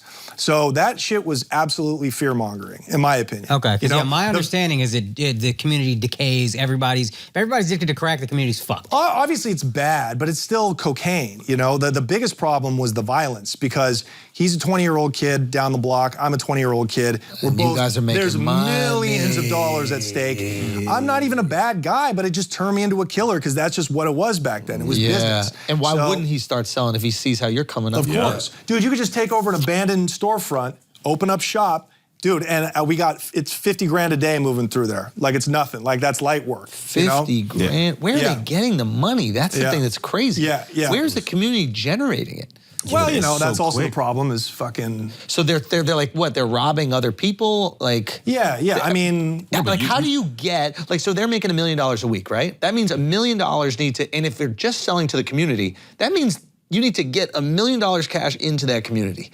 So that's where the trickle down of violence and crime comes from. And that's probably why the white people got worried because they're like, hold on. If y'all had enough money in your community to support this on your own, that'd be fine. But you're coming over here, you're robbing our shit. Well, but actually, bro, go watch that crack documentary. It's called Crack on Netflix. It was Charles Rangel. It was black people. He was the senator or the representative. I think he's dead now, but he was the Harlem, congressional representative. Yeah. And it was black people that leaned on him. They were like, you got to go to Congress and tell him to do something. Reagan was like, he's racist. He was like, whatever. Let these animals wipe themselves out. Yeah. But, when mothers start seeing why wouldn't they? Of course. Like, so they were like, do something. So there was this huge overcorrection. So it was really, and like black people don't want to hear that sometimes, but like it was, they were the Clinton ones that spoke were about that. He's like, we spoke to the Black Caucus, and the Black Caucus was begging us to make these changes. As of course they would. You see the community get decimated. You're looking at the police. You're looking at the politicians. Like, yo, you're supposed to serve us. What are you gonna do? But then it went. Now you got Biden writing the fucking super predator bill. And then you see all those contracts from prisons. everybody making money from prison. You see who they're donating to. You're Every like, correction's an overcorrection. every correction, especially in America. Yeah. Especially in America, Yeah, dude. because everything is based on that perception. Like, I don't know, was it you said that or Al said that? But like, everything is, how do I let the constituents know that I've done something for them? You got to get Yes, reelected. yes. Yeah, Exactly. it's not what is the best thing for these people. It's what is the best thing for me. For moi. Numbers. Here's Exactly. a question though: if there was a black caucus that went to Reagan, and I'm not saying the correction wasn't an overcorrection, but doesn't that kind of prove that crack was decimating the community in a way that they were going to Reagan and being like, please do fucking something? Yeah, yeah. But it was I mean, more so just the crime for people trying to sell it. yeah, yeah. It's not necessarily just the drug. It's Yeah, the fact that I there's think like, it was. yo, I think I we really don't have opportunities in our communities. This is the fastest way I can make money. So and the collateral damage of the drug war, the crack wars, and all that shit. But it's the collateral damage of it Yeah. because it's hard to. I mean, you can OD on crack, but it's like I was locked up with a lot of crack smokers, you know, and you have no teeth and you're dirty. But like I've been out there smoking, you know, and it's like meth. Like you can be a long time meth user. Exactly, long time meth White users. crack, yeah. So because that's the thing, it's like you can get sucked up on cocaine that way, on powder cocaine. Yeah. You know, they're just trying to sell crack like it's this evil thing when it's really just like an economic response to like something being too expensive, but still being really awesome. I think it's got to be awesome. Yeah. Were you ever propositioned to like Smoke crack? No, but I'd probably smoke crack once. No bullshit. I would should. if it was like if I was still doing drugs, if I was still a partier, I'd probably now knowing what I know smoke crack. Yeah, but did they ever ask you It's like rock and roll. move weapons or move like Last people? two months ago when I was down in Culiacan, they were like, you know, because we're in these trap houses in Culiacan, Sinaloa, these weed houses, and they're growing all this weed because now they're opening dispensaries down there. Okay? Because there's no more weed traffic in the US. They can't make money exporting it. But they're about to legalize it down in Mexico. So the cartels are like, give me that. Yeah. Right? That's so ours. they're opening up trap shops. But they look, you go into them, they look like it could be in LA. Wow. Customer service, and they're branding it. They're making gummies and edibles and all that shit. But it's the cartels that control all of it. And they never get raided. You know, how dare you? You're like, we're going to shoot it out. So they go untouched. So That shit is crazy. wild, bro. That they just start bucking at the fucking army. Yeah. Dog, it's in the rule book. It's like when you go get a job, like here's like the response. They're like, here's the dress code, and you're gonna show up in time. And if you get raided, you will start shooting at them. Like there's no like, should we shoot it out? It's like, no, It's like the fire first first. response. They're coming at us. Oh, they're coming. Ba, ba, ba, ba. Wow. And all those dudes that shot it out with the government last month when they That came to shit Ghetto Video. Yeah. They're not arrested. Yeah. Maybe some of them got killed, but they're not going to jail for shooting at it's a a war. Marine. It's You're a gonna- war. you're gonna arrest people it's in a war? It's its own government. Is dude. the strategy like it is in prison? Like when someone bullies you, I'm gonna fight you and I'm gonna make it not worth it. So if you come at me, I'm gonna Yes, shoot at you. that's a couple of you exactly gonna what it die. is. It's not gonna be. We might die, but it's not gonna be worth it for you to keep It's coming a at us. deterrent. Yeah. It's like saying you had the balls to come into our city that we pay the rent. You know what I mean? We pay the light bill. We take care of the people We take here. care of the people. You're not doing shit You're for gonna us. come in and Yeah. get our guy. We're gonna light you the fuck up. So it's a deterrent. So they think long and hard before they Yeah. go do that shit. Cops don't want to They die do. at the end of the day. They think long and hard. The cartels paying for the cops? They're paying for all the local authorities? Dude, in they're the- paying everybody all the way up to Everybody's the hand washing military. together. Yeah. They're paying all the way up to the military. But especially in their area of Mexico? Like, Oh, yeah. We were funding everything? Yeah, so we were on, exactly. But hold on, let me answer your question real quick. What was your question? If they ever ask you for like to bring weapons Yeah, in. so we're down there in this trap house, you know, looking at like the grow operations and shit. Like I'm holding on to like, this guy's got an Uzi. He's got the Mac 11. And I'm like, pásamelo, por favor. I gotta hold this shit. And he was like, you know, he was in Spanish. He was like, yeah, if you can get, we'll buy as many guns as you can get us down here. Yeah. Just drive them down. Yeah. That's And the I was big like, thing. okay. Yeah. I was like, I will keep that in mind. Because you can go buy, because that's where they get all their guns. Guns are illegal. There's no Second Amendment in Mexico. Yeah, of course. So you can go buy, I don't know what an Uzi costs in California, but just go to Arizona. You can buy it like it's a fucking 7-Eleven Tostito, you know? Yeah. And you could buy 10 of them. And again, nobody's checking you going through the border to Mexico. So if you can, I don't know how hard it is to drive a day down to Culiacan, but you sell them for 5 times what you bought them for. Yeah. So yeah. So they absolutely proposition us. That's like how weapons trafficking. Yeah, of course. But back in the game, no, there was never any. That wasn't really popping back then. Weapons, No. the weapons dealing.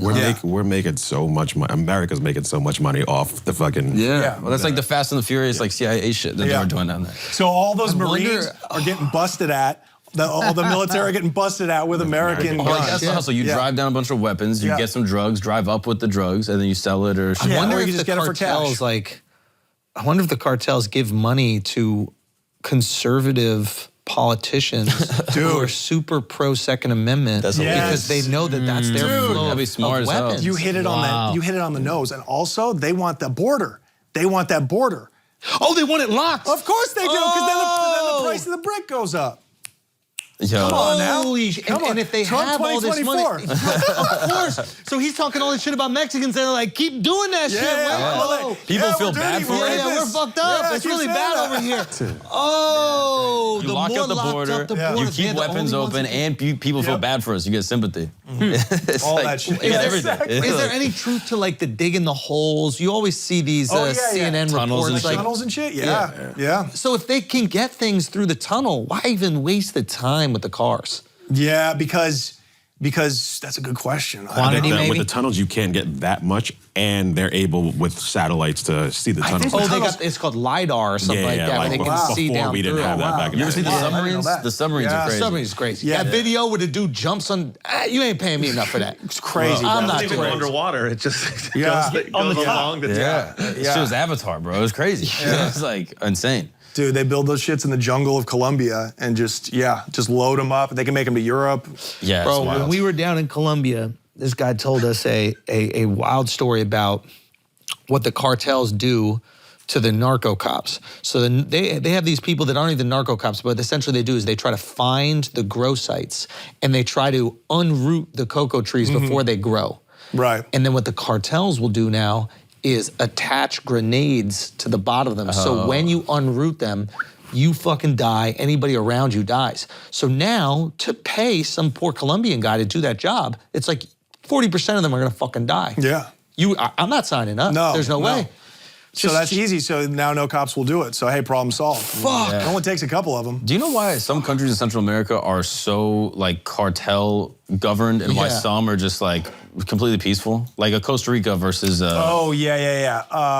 Tourism's a big one in Costa Rica, but also it's just not a strategic point. Right. You know what I mean? Like you get it into Panama and then you don't have to go to Costa Rica. You just go up into Nicaragua. What's the other Honduras one? and shit, Honduras. yeah. And they're so poor that you could just pay, it's easy to pay the government off. So it's strategy and it's also like You a can failed nation. bypass. I think you could, or maybe not. No, you can't bypass Costa Rica. Is it just go Panama, Costa Rica, then the rest of Central America? I think so, you have yeah. to because Costa Rica has water on both sides. Interesting. So think then you so, just yeah. pop it around. So you get it to Panama and you just pop Do around both, it yeah. and land it into Guatemala. That makes So- sense, but it was something that I noticed when I was down there. I was like, wow, this is really interesting. You don't feel any of the cartel vibes. Yeah. And what I was told is that there's like a focus on not having nighttime tourism. And that nighttime tourism brings the coke and the coke Brings the fucking cartels. animals out. Exactly. Right. If your whole tourism is built around like 6 a.m. yoga, you're not gonna have like partying. And it was a conscious decision made by the government. Right. Also another thing by the government in Costa Rica, they don't have an army. They made a decision. They're like, fuck that, we're not wasting money. If anybody, the land is so dense, that's the army. Right. Like, there's no way, like you could take them over, Yeah. but it's just gonna be a pain in the ass. Yeah, they also don't have bad bitches like Panama and That Colombia is has, which is a huge issue. exactly because if they had bad bitches, dudes They'd would be be trying there. to fuck bad bitches, and that would create a cartel. Did you like that know what I prestige going around being like the coke dude or like being the drug dude like at parties and shit? No, Those areas. no. You didn't like that? No. Like Yeah, I you're at felt a party. ashamed of it. I felt ashamed If you're at of a party in Medellin and like all these girls are popping up to you, like you don't enjoy the. No. I like just being an American. You don't even have to be a coke dealer down there. If you just got swag and you're not like a scumbag, like most of the animals from Europe and Australia, I mean, disgusting. You know what I mean? They ruin everything. But like if you're an American down there, you don't have to be a drug dealer. Right. You know? In fact, it's better that they don't think you are. Because they get all like, and they're like, oh, we're more than just cocaine. I'm like, no, you're not. Stop it. If we didn't know about coke, we didn't even know where your stupid, dumb, boring country was on the map. Come on, bro. Was it hard to develop a serious relationship? Come on. Like, I mean that for real. Very Like, professional. you're kind of lonely, I would imagine. Like, you lonely. can't share your life. It's very lonely. He almost got himself killed. Yeah. That girl you started fucking with? Yeah. Well, I'll address that first. So yeah, it's extremely lonely because you live in the shadows. So unless you're surrounded by people who also do what you do, cartels are just families now. It makes more sense. Of course it does. No, it was like I was living a double life by the end. Like my closest friends didn't even know to the level that I was moving. You know? Yeah, so, I couldn't. So that's why I wanted to get out. The loneliness. Like of that. it's what we talked about before. Why do cartels want to be on camera? They got all this money. Well, I had all this money, but like nobody knows me. Flex it. Nobody knows you. You haven't built real relationships because the closer they get, they're gonna find out about this stuff. It's like I never had like a relationship with a woman, like at like a crucial phase where you learn how to do that. Yeah. It's like I can't bring her into the mix. Also, I got all these fucking Colombian hookers. Why do I have bad move? Oh, it also makes you expose a little. No like, pushback. You have collateral. Like if someone wants to fuck with you, you have a personal relationship that's like in some way public. And there's so many stories. I'd be locked up with dudes like, bro, the bitch told it all. Right? Yeah. Bitch told it all. Yeah. You know, like they just take the kid and the woman's immediately like, I'll tell you where the drugs are. There was that too. Yeah. So were you lonely?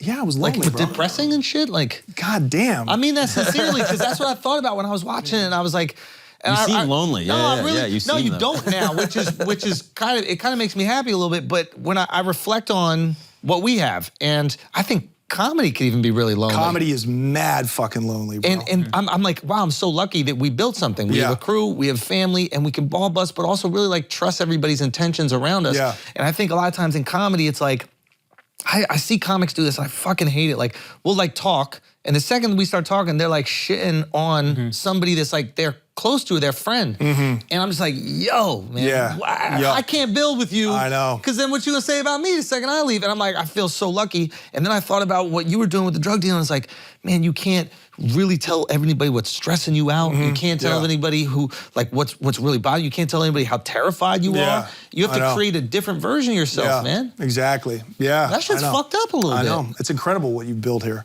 Yeah, we're very There's lucky. nothing like this in LA. Yeah. You know, LA's done. You really feel that. It's real lonely to begin with, but it's just, people are drowning.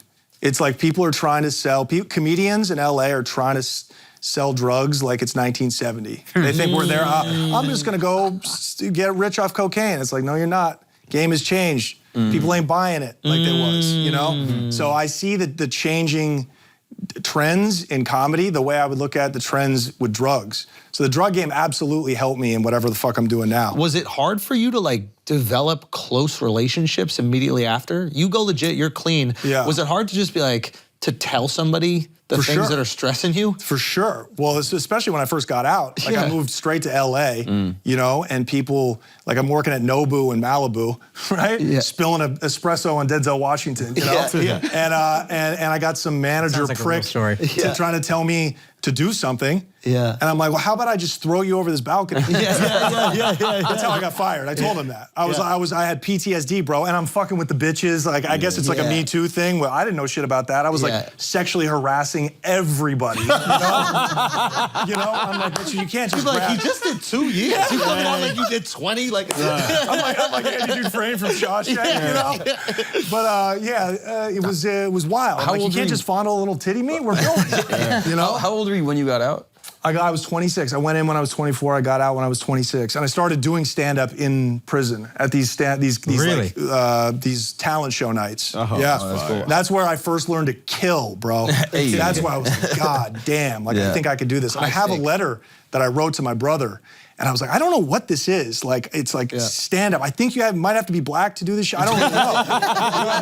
I'm not really sure, but like, I'm like going in. And there was about to be a riot too, and I was like, I may, and it was a little dramatic, but I was like, I don't know if I'm gonna get carved up, but like I'm gonna, There were like warring factions, and you just feel it when the beef is on, like you just feel it, and when the beef is on, you just.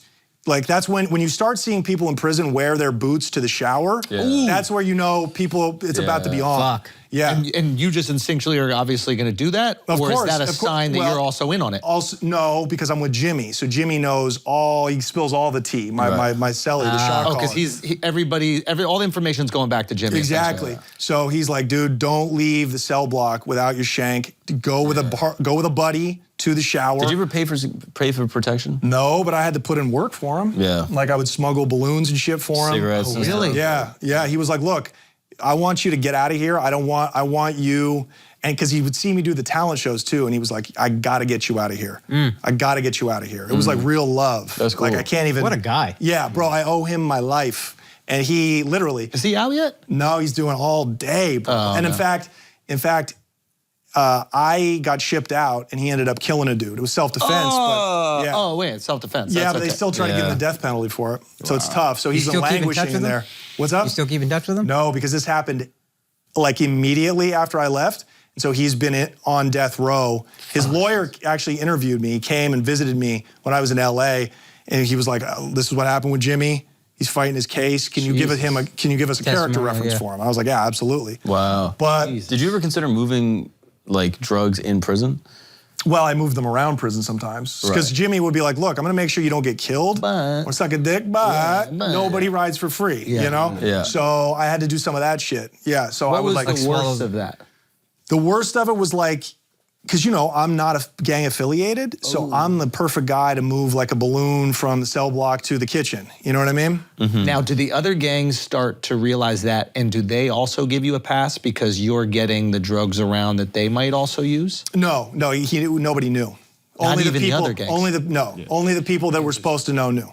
Right. So it's like I might have had to jam a little balloon in my balloon, and get it to the kitchen. Would you go asshole? Would you plug it? That's the only way. Yeah. Right? Oh yeah. Whole plug it. video, yeah. Yeah, you plug it. It's like a tampon. You make sure that little end of the balloon is out there, so you can pull it out at the end. Right. Yeah. You maybe get a little mayo, some Vaseline, lube it up. Yeah, yeah. But it doesn't go deep. Yeah, you know. Yeah. I mean, it depends. Yeah, I don't know. That's really up to you. You know what I mean? Exactly. He's like, it's a big shipment. You're like, God damn it. You're like, fuck, dude, I got to do fucking Kegels, or the opposite of Kegels, Yeah. right? And what was the currency in this system? It was just like cigarettes and shit? It was money on. Yes, of course, it was cigarettes. It was cup of noodles, but for drugs. Like cigarettes are illegal in there now. Oh, really? So yeah, so that's a whole other fucking business for gangs in there. Tobacco's illegal. So what has replaced tobacco as the currency? No, tobacco's in there. Oh, what has replaced it? If you're buying drugs, that's cash. If you're an inmate, you're a junkie, and you need just a little fucking toot of meth, and I'm Jimmy, I'm selling it to you, you're gonna send money to one of your people on the outside is gonna send money to one of my people on the outside. Once that goes through, you get your drugs. Wow. Yeah. Why Go. cigarettes? Because, dude, you know what I heard? Non-smokers in prison, other inmates started complaining. Yeah, that And they were getting so the secondhand inmates, shit. So the inmates, so they just shut down smoking. You can't even do Portland like is dip or like Smoking hanging out shit? outside in the yard. crazy. Exactly. I mean, everybody smokes anyways, right? Everybody smokes, but it's like, it just creates another big business for gangs. What about like cell phones and shit like that? Did you ever have to like get that shit in? Were you in there when the cell phones were more prevalent? Yeah. This was like 2010, so there were no iPhones in there yet. There were no yeah. TikTok accounts. Well, there's probably some inmates locked up right now watching this show. You know what I mean? Yeah. So it's wild, but no. Shout out to y'all. Jimmy had a couple of cell phones. We never kept them in our cell. Right. But it was about $1,000 is about a going rate to pay a guard to bring that shit in for you. You might not have needed this because you had Jimmy, but I'm curious. You're a very charismatic guy. I noticed when you walk in, you greet everybody by their name, all of us. Is that something you developed in prison? Absolutely. No, it's respect right away. It's respect right away. It's carrying yourself tall. It's, and plus I'm just physically big, so it's like I'm not just an immediate victim. Right. You know what I mean? So, but it's like you give love to get love. Yeah. Sometimes you don't even get it back, but you're never out of line. Did you sit with Jimmy and all them? Like, No, I never sat with. He would never let me sit with him. He would never. I would never associate with him. Where'd you sit? On the yard or anything like that, because he didn't want The perception guards of you that you were that locked I'm in working with with, him. working Yeah. with him. So You know it's what I also mean? to his benefit because he can use you as the mule. Yeah, and nobody's absolutely. gonna know. Absolutely. Where'd you sit? I sat with just some other non-affiliated dudes, white boys, but like the racial segregation isn't as strict in Oregon just because there's less races. There's Right. less fucking. So it's not like California Where you got They're the Mexicans, real the blacks, strict. the whites. Yeah. Predict the intake of these guys right over here. Like who's getting locked up first? What's happening at each one? Day one. Andrew Schulz for tax evasion, because I know what it's like. Get money, you don't want to give it away. I think he's saying what happens sorry. when we go in. Look at them. I like that better. Cut That's that fun. whole Yeah, I shit, know. Miles. He's right. Miles, cut that whole shit. Oh, my bad, bro. No, you good. My bad. You good. But Kyle Miles, cut that. No, what happens we go in? What? Yeah, if you're Akash, he gets sentenced. What does he do? I feel like everybody's really enjoying what's going Day to happen one. to me. Hour one. Do they even go after the Indians? There are no Indians in prison. So maybe I could like teach them about you're our Mexican, culture. You know bro. what I mean? No, Mexican. bro. Yeah, you're not in prison, bro. Yeah, you're running with. If you're in Oregon, you're running. You're either Latin, you're Latino, or you're running with the Native Americans, the natives they call them. G's up. Yeah, yes. And the natives was they were some hard motherfuckers. Really? Yeah, yeah. They put in a lot of work. I mean, they're warriors after all. You know what I mean? So That good ones. yeah. As long as you don't sneeze on me. Yeah, exactly. You just start coughing. Damn, bro. Yeah, I The don't natives know. got it locked you out spend there, most of your time at a max, or what was it? I spent State, I right? spent half of my time when I was locked up. So I did 8 months in county, and then a little over 6 months in a max, and then I got classed down to minimum, and for a couple of months. Okay, Got out. cool. Yeah. And were you ever in solitary? Yeah. Why'd you go to solitary first? So immediately county jail fighting. Right. Like my second or third fight, they put me, and that's the reason I ended up in a max in the first place, is because every time you immediately go in there, every infraction you get written up for. So as soon as I go for my sentencing, the DA who's trying to lock me up is already pissed that he's not getting me on a RICO, he's not getting me on some couldn't get me to shit, rat. yeah. Yeah. So he's like, Mitchell is They he. got you bare minimum, so Yeah, they're gonna make throw it the hell ball. for you Oh, he in was there. like, look at this son of a bitch. Not only did he have the balls to fucking move drugs, and we're like, objection, no drugs were found, that doesn't matter. You know, like to do what he did, that audacity, he's fighting, he's causing all kinds of racket, Yeah. you know, so immediately the system is like, oh, he's a high risk. Right. So now I'm in with fucking killers. Right. You said something when you were going in. Sorry to interrupt, but this struck me. You said Wait, real quick. It was the isolation. Yeah. Yeah, What is yes. that as bad as everybody makes it seem? It's worse. Yeah. How long were you in? I think it's worse because they keep the light on. Yeah. It's not like Andy Dufresne, Shawshank. It's like straight up torture. Yeah. You know, black. It's torturous because you're trying to go to bed and you're fucking under a light like that. How long was it? So for fighting, you do like 2 weeks. And what did you do anything You do to stay? 30 days in prison, 2 weeks about in county. What'd you do to stay sharp? Fucking wrote letters. I started writing screenplays. Right. And just jerk off till there's no, just jerk your That dick shit- off your that shit body. is bad. You don't have any human interaction at all. Yeah. Yeah. Not even Nothing the to- guards when they bring the food No. or whatever? Well, actually, because you do have human interaction, you just don't see anybody. You're interacting with the people that are in the solitary wing.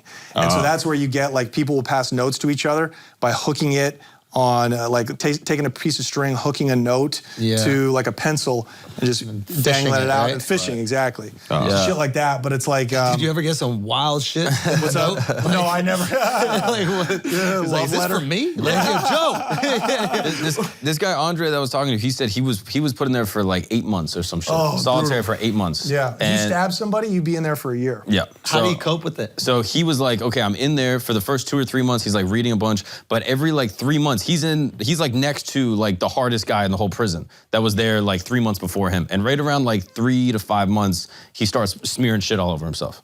He starts going crazy. He starts yelling at people. He starts Blackface, dude. I would never do that. But like the guy next to him starts going crazy, and then another guy at 3 months starts going crazy, and another like he sees people Falling like dominoes. like, and so he feels the wave coming, and he's sitting there being like, all right, it's been 2 months, happen. it's coming, and I feel myself starting to lose it, and I'm not getting any notes, and no one's sending me money, like nothing's happening. And so he starts getting newspapers and like trying to solve geopolitical problems and like doing crosswords and shit. So like he'll be reading the newspaper and he'll be like, Ukraine, Russia, and he's like, okay, what would I do if I was Putin? Yep. What would I do if I was, Ukraine? What, like he tries to solve every problem and then read it again and then again and again, just to give your brain exercise, or else you just lose your mind. I would create stories in my mind like how I would have done it differently. You know what I mean? And I would go back to the beginning and I would create these whole movies in my head. That's how I started writing screenplays, like Right. story. You know what I mean? Yeah. That's how that that was the beginning of that. The genesis of that was in solitary. Right. Just trying to pass the time. Because if you're not actively putting your brain to something, mush. you literally just lose it. Studying French. Yeah.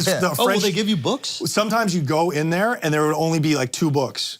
And one time I was in there and it was like a French to English like dictionary. So I'm just in there like trying to learn French, because why the fuck not? Best thing you read in prison? Oh my God. They're making it into a show finally now. Shantaram. Shantaram, there we go, boom. What is it? Easily. Yeah. It's, you wanna do the honors? No, you got it. Bro. Okay, so it's set in India. And it's about, based off the true story of this white boy, wild ass dude. He's a bank robber in Australia. He escapes from a maximum security prison in Australia and makes it to India, and he starts working for the Bombay mob, because they got big mafia over there in Mumbai, Bombay, Mumbai. So yeah, it's just a whole odyssey, and it's like 1,000 pages, and it's beautifully written. And you were locked in. Exactly, I was locked in, bro. Does it feel like time's flying? I'm trying to imagine, like, is it like... Time flies in prison, though. People forget that. Really? Time flies in prison. When you're on a routine and every day is the same, and you know you're getting fed every day at the same time, and going to yard at the same time. Markers on your You couldn't day. even imagine it. It And I, didn't- at one it didn't point... feel like that for me, bro. Well, but because you're short timing. Oh, so you thinking don't have your about routine. You don't have your job. You don't have these different things. Yeah, every day I'm just thinking, yo, when am I getting out of this fucking The longest day you will ever do in prison is the very first day. But you know you got a stretch to do. You better forget all that bullshit. That's true. You know? Yeah, I didn't know So how this long routine speeds it up? Explain Yeah, that. absolutely. And if you can live in the moment, it puts you in the moment. Like, we're always thinking about the next thing, right? Yeah. So But when you're worried about getting butt fucked, you stay in the moment. dude, it's like hunting. Yeah, It's like hunting laser a fucking, vision. Yeah, exactly. Yeah. I'm fighting off a bear. I'm like, this is all I gotta worry about. I gotta worry about a shadow ban on Instagram when I got a guy trying to fuck. You know? Yeah. And there is no next thing. It's every day is the same. Yeah. So what's the next thing? So there was a moment where I felt myself slipping into this like this presence. And it was really like, it was peaceful. What do you mean? When I got on the routine, and when you know, Jimmy would get shipped off to like medical because he had medical problems. So sometimes I'd be a week or so in the cell alone. I'm like kicked up and I'm reading a good book and there's no funk. And I'm just like watching the days go by and I'm like, This ain't bad. I could do a couple more of these. No, really? Yeah. I was like, it's really, so you see how dudes, that's a weird feeling. you see how dudes get institutionalized. Yes, I was about to say, like, imagine being in prison and then having that like organic emotional reaction of, this is pretty good. Bro, this is... Ooh, that would fuck with that's what you have existential crisis. Andre said he would leave and he would, like, after he got out, he spent 15 years, he would go up to like the mountain and look over the prison and just look at it. And just remember what it was like to have everything done for you. When he was out. When he got out. He said he missed it so much, he was like thinking about doing crimes just to go back. Because he's like, fuck, like I just missed like waking up, food was taken care of, all my best friends were there, my whole life was prison, everything I know was this, and now I gotta figure out what to do. They talk about that in Shawshank. I gotta make my choices in life. He's like, fuck dudes in the prison I was at, they would try to, you know, start shit, get in fights, Right when punch they're a about to guard. get out. Yeah, and they normally don't fall for it. They normally don't fall guards for know it. that. Yeah, they don't fall for it. Like if he fucked around and punched a guard, like this big dude Rodney, he'd done like all day, right? So many years, most of his life in prison. And they didn't even charge him. They're like, nope, you gotta go, big fella. Yeah. Because we got bed space. Yeah. We gotta fill it up because somebody else is gonna be right around the corner to fucking take your shit. What Yeah. jobs did you have? I worked in the prison kitchen, and that was convenient for Jimmy because that's where I would meet the dude to fucking, you know, hand him the Did he balloon. assign you to that, or you? Interactive job. Exactly. Did you randomly get that job, or did he assign you? Like, get No, you that no, job? I just took the job, which is a huge mistake. Because first of all, because after 2 days, I was like, oh, this is horrendous, Yeah. you know? Why? Because it's work.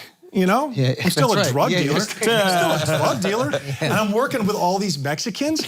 And my nickname was Perezoso, lazy. I'm like, guys, we don't. You take a break. What? That's the Mexican work ethic. Like they take pride in washing a prison tray. You know? Really? It's wild. That was like a stand-up thing for them. But you like siestas. You're more like napping. chilling. You're more Siestas. Spaniard than Mexican. Yeah, I got the mullet now. Yeah, I was more Spaniard. So yeah, no, but I went to the lieutenant. I'm like, yo, I'm done. And he was like, no. Well, fine, but you're gonna lose a month of good time. How'd you like that? So, in other words, I signed up for a job, didn't want it anymore, and they were like, well, we're gonna take good time away. And they have the ability to do that just because you want to stop doing a job? Exactly. It's like slavery, bro. Think about that. It's like you can't get out. You can't get out, though. It's like we're dangling freedom over your head because you don't want to work for $1 a day. It's wild. Yeah. Damn, man. And then Jimmy was like, just chill. You're about to live good. And here's also... Here's also, you know, the thing you gotta do. But so worth it. It seems like your relationship. It was. It was so worth it. Yeah, exactly. And our cell, bro, it looked like a 7-Eleven. Wait, why? We had it just all stocked up? The snacks, my dog. Really? Yeah, Jordans. What was the wait? What's the etiquette like in the cell? Like, do you have? Like, give me an example. So obviously, was he a clean freak? Yes. Okay. It's like being in with a career military guy. That's And if I would go out of the cell with like my shirt a little wrinkled, he'd be like, no, you're not going to chow looking like that. My hair had to be combed because I just wanted to roll out like a college kid and be like, Yeah, but he was like, no, we're doing disciplining. Everybody, yes, and all they call them cars, that's the gangs, the cliques. You better come out looking sharp with your shirt tucked in. Yeah, because it's like this, we have to have something. And dignity is basically all we have. Okay, question. Is this the first time you've had true, honest camaraderie in like 5 years? Great question. 6 years before you even start dealing? Like, is this the first person you feel like you can actually bond with? Like, I wonder if partially that's what you missed about it, which is like, you can tell people things in there. You can actually be friends. You don't have to live a double life. He was like your favorite uncle. He became a family member. But you needed that because you had to fucking lie to everybody. Yeah. He was like a parent, you know, and I would be like, yo, I'm so fucking depressed. My life is over. And what he should have done was been like, I'm never getting out. So I'm gonna beat you to death for talking that shit. But instead he listened Instead he listened. Yeah. Wow. You can confide in him and other people while you were locked up. You weren't afraid that they would, you know, try to use information you told them and cut a deal for them? I'm an astute judge of character, you know? So it's like I would never share that with somebody that wasn't in the family. Oh, gotcha. But he would tell me, he'd be like, don't ever talk that shit to anybody else. You said something You talk to a lifer, you talk that shit to him, he has no incentive not to kill you. Other than how he feels a little tired after lunch. And sorry, you were gonna say something? You said something that was interesting in your series. You said there's a difference between a snitch and a rat. I didn't know this. Yeah. You want to talk about that? So a snitch is just, you did what you had to do on the outside. Maybe you took a deal, you know. It's still, you'll get a beat down. You know, you'll wear a snitch jacket when you'll have to probably be in protective custody, PC up. That's what we call having a jacket.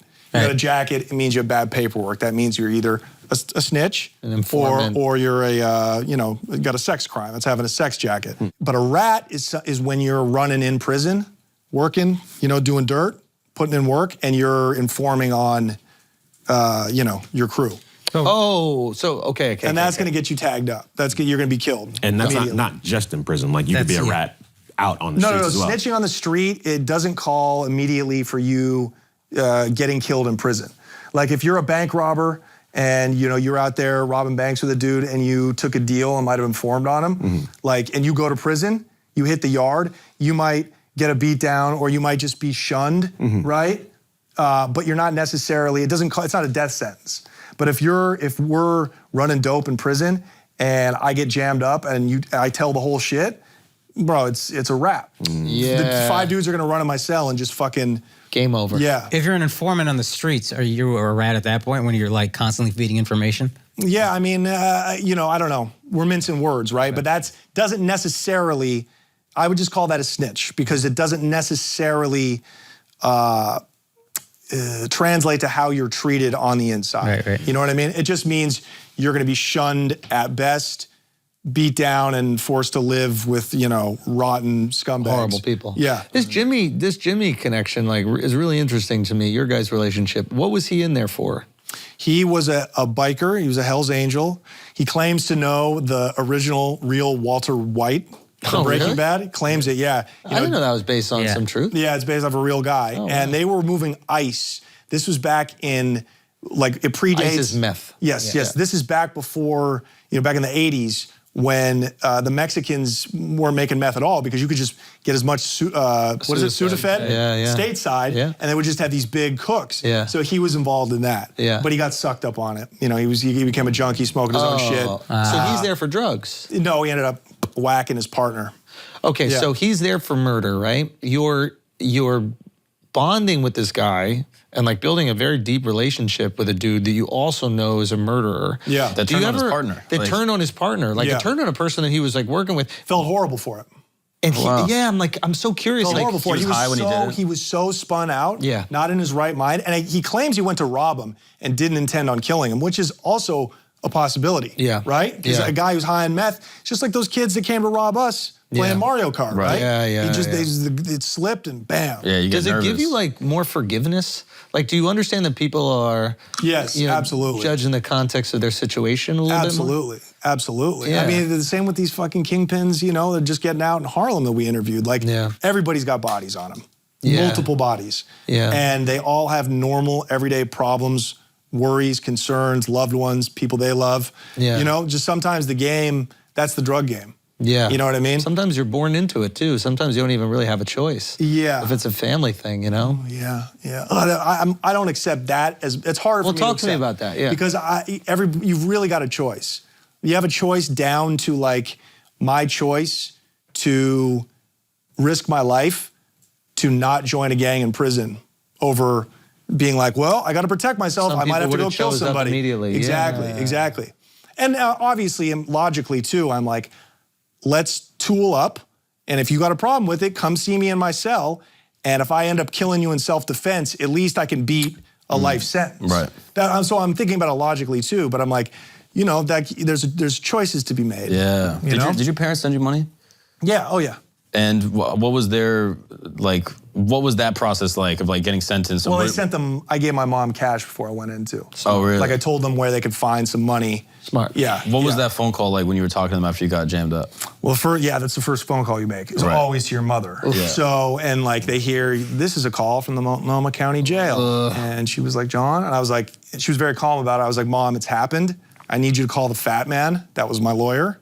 Obese guy, Gorski is his real name, shout out. He had 4 fingers on one hand, but he was one of the best goddamn criminal defense lawyers. Fat as fuck. And I'm like, that guy's eating. He must be winning some cases.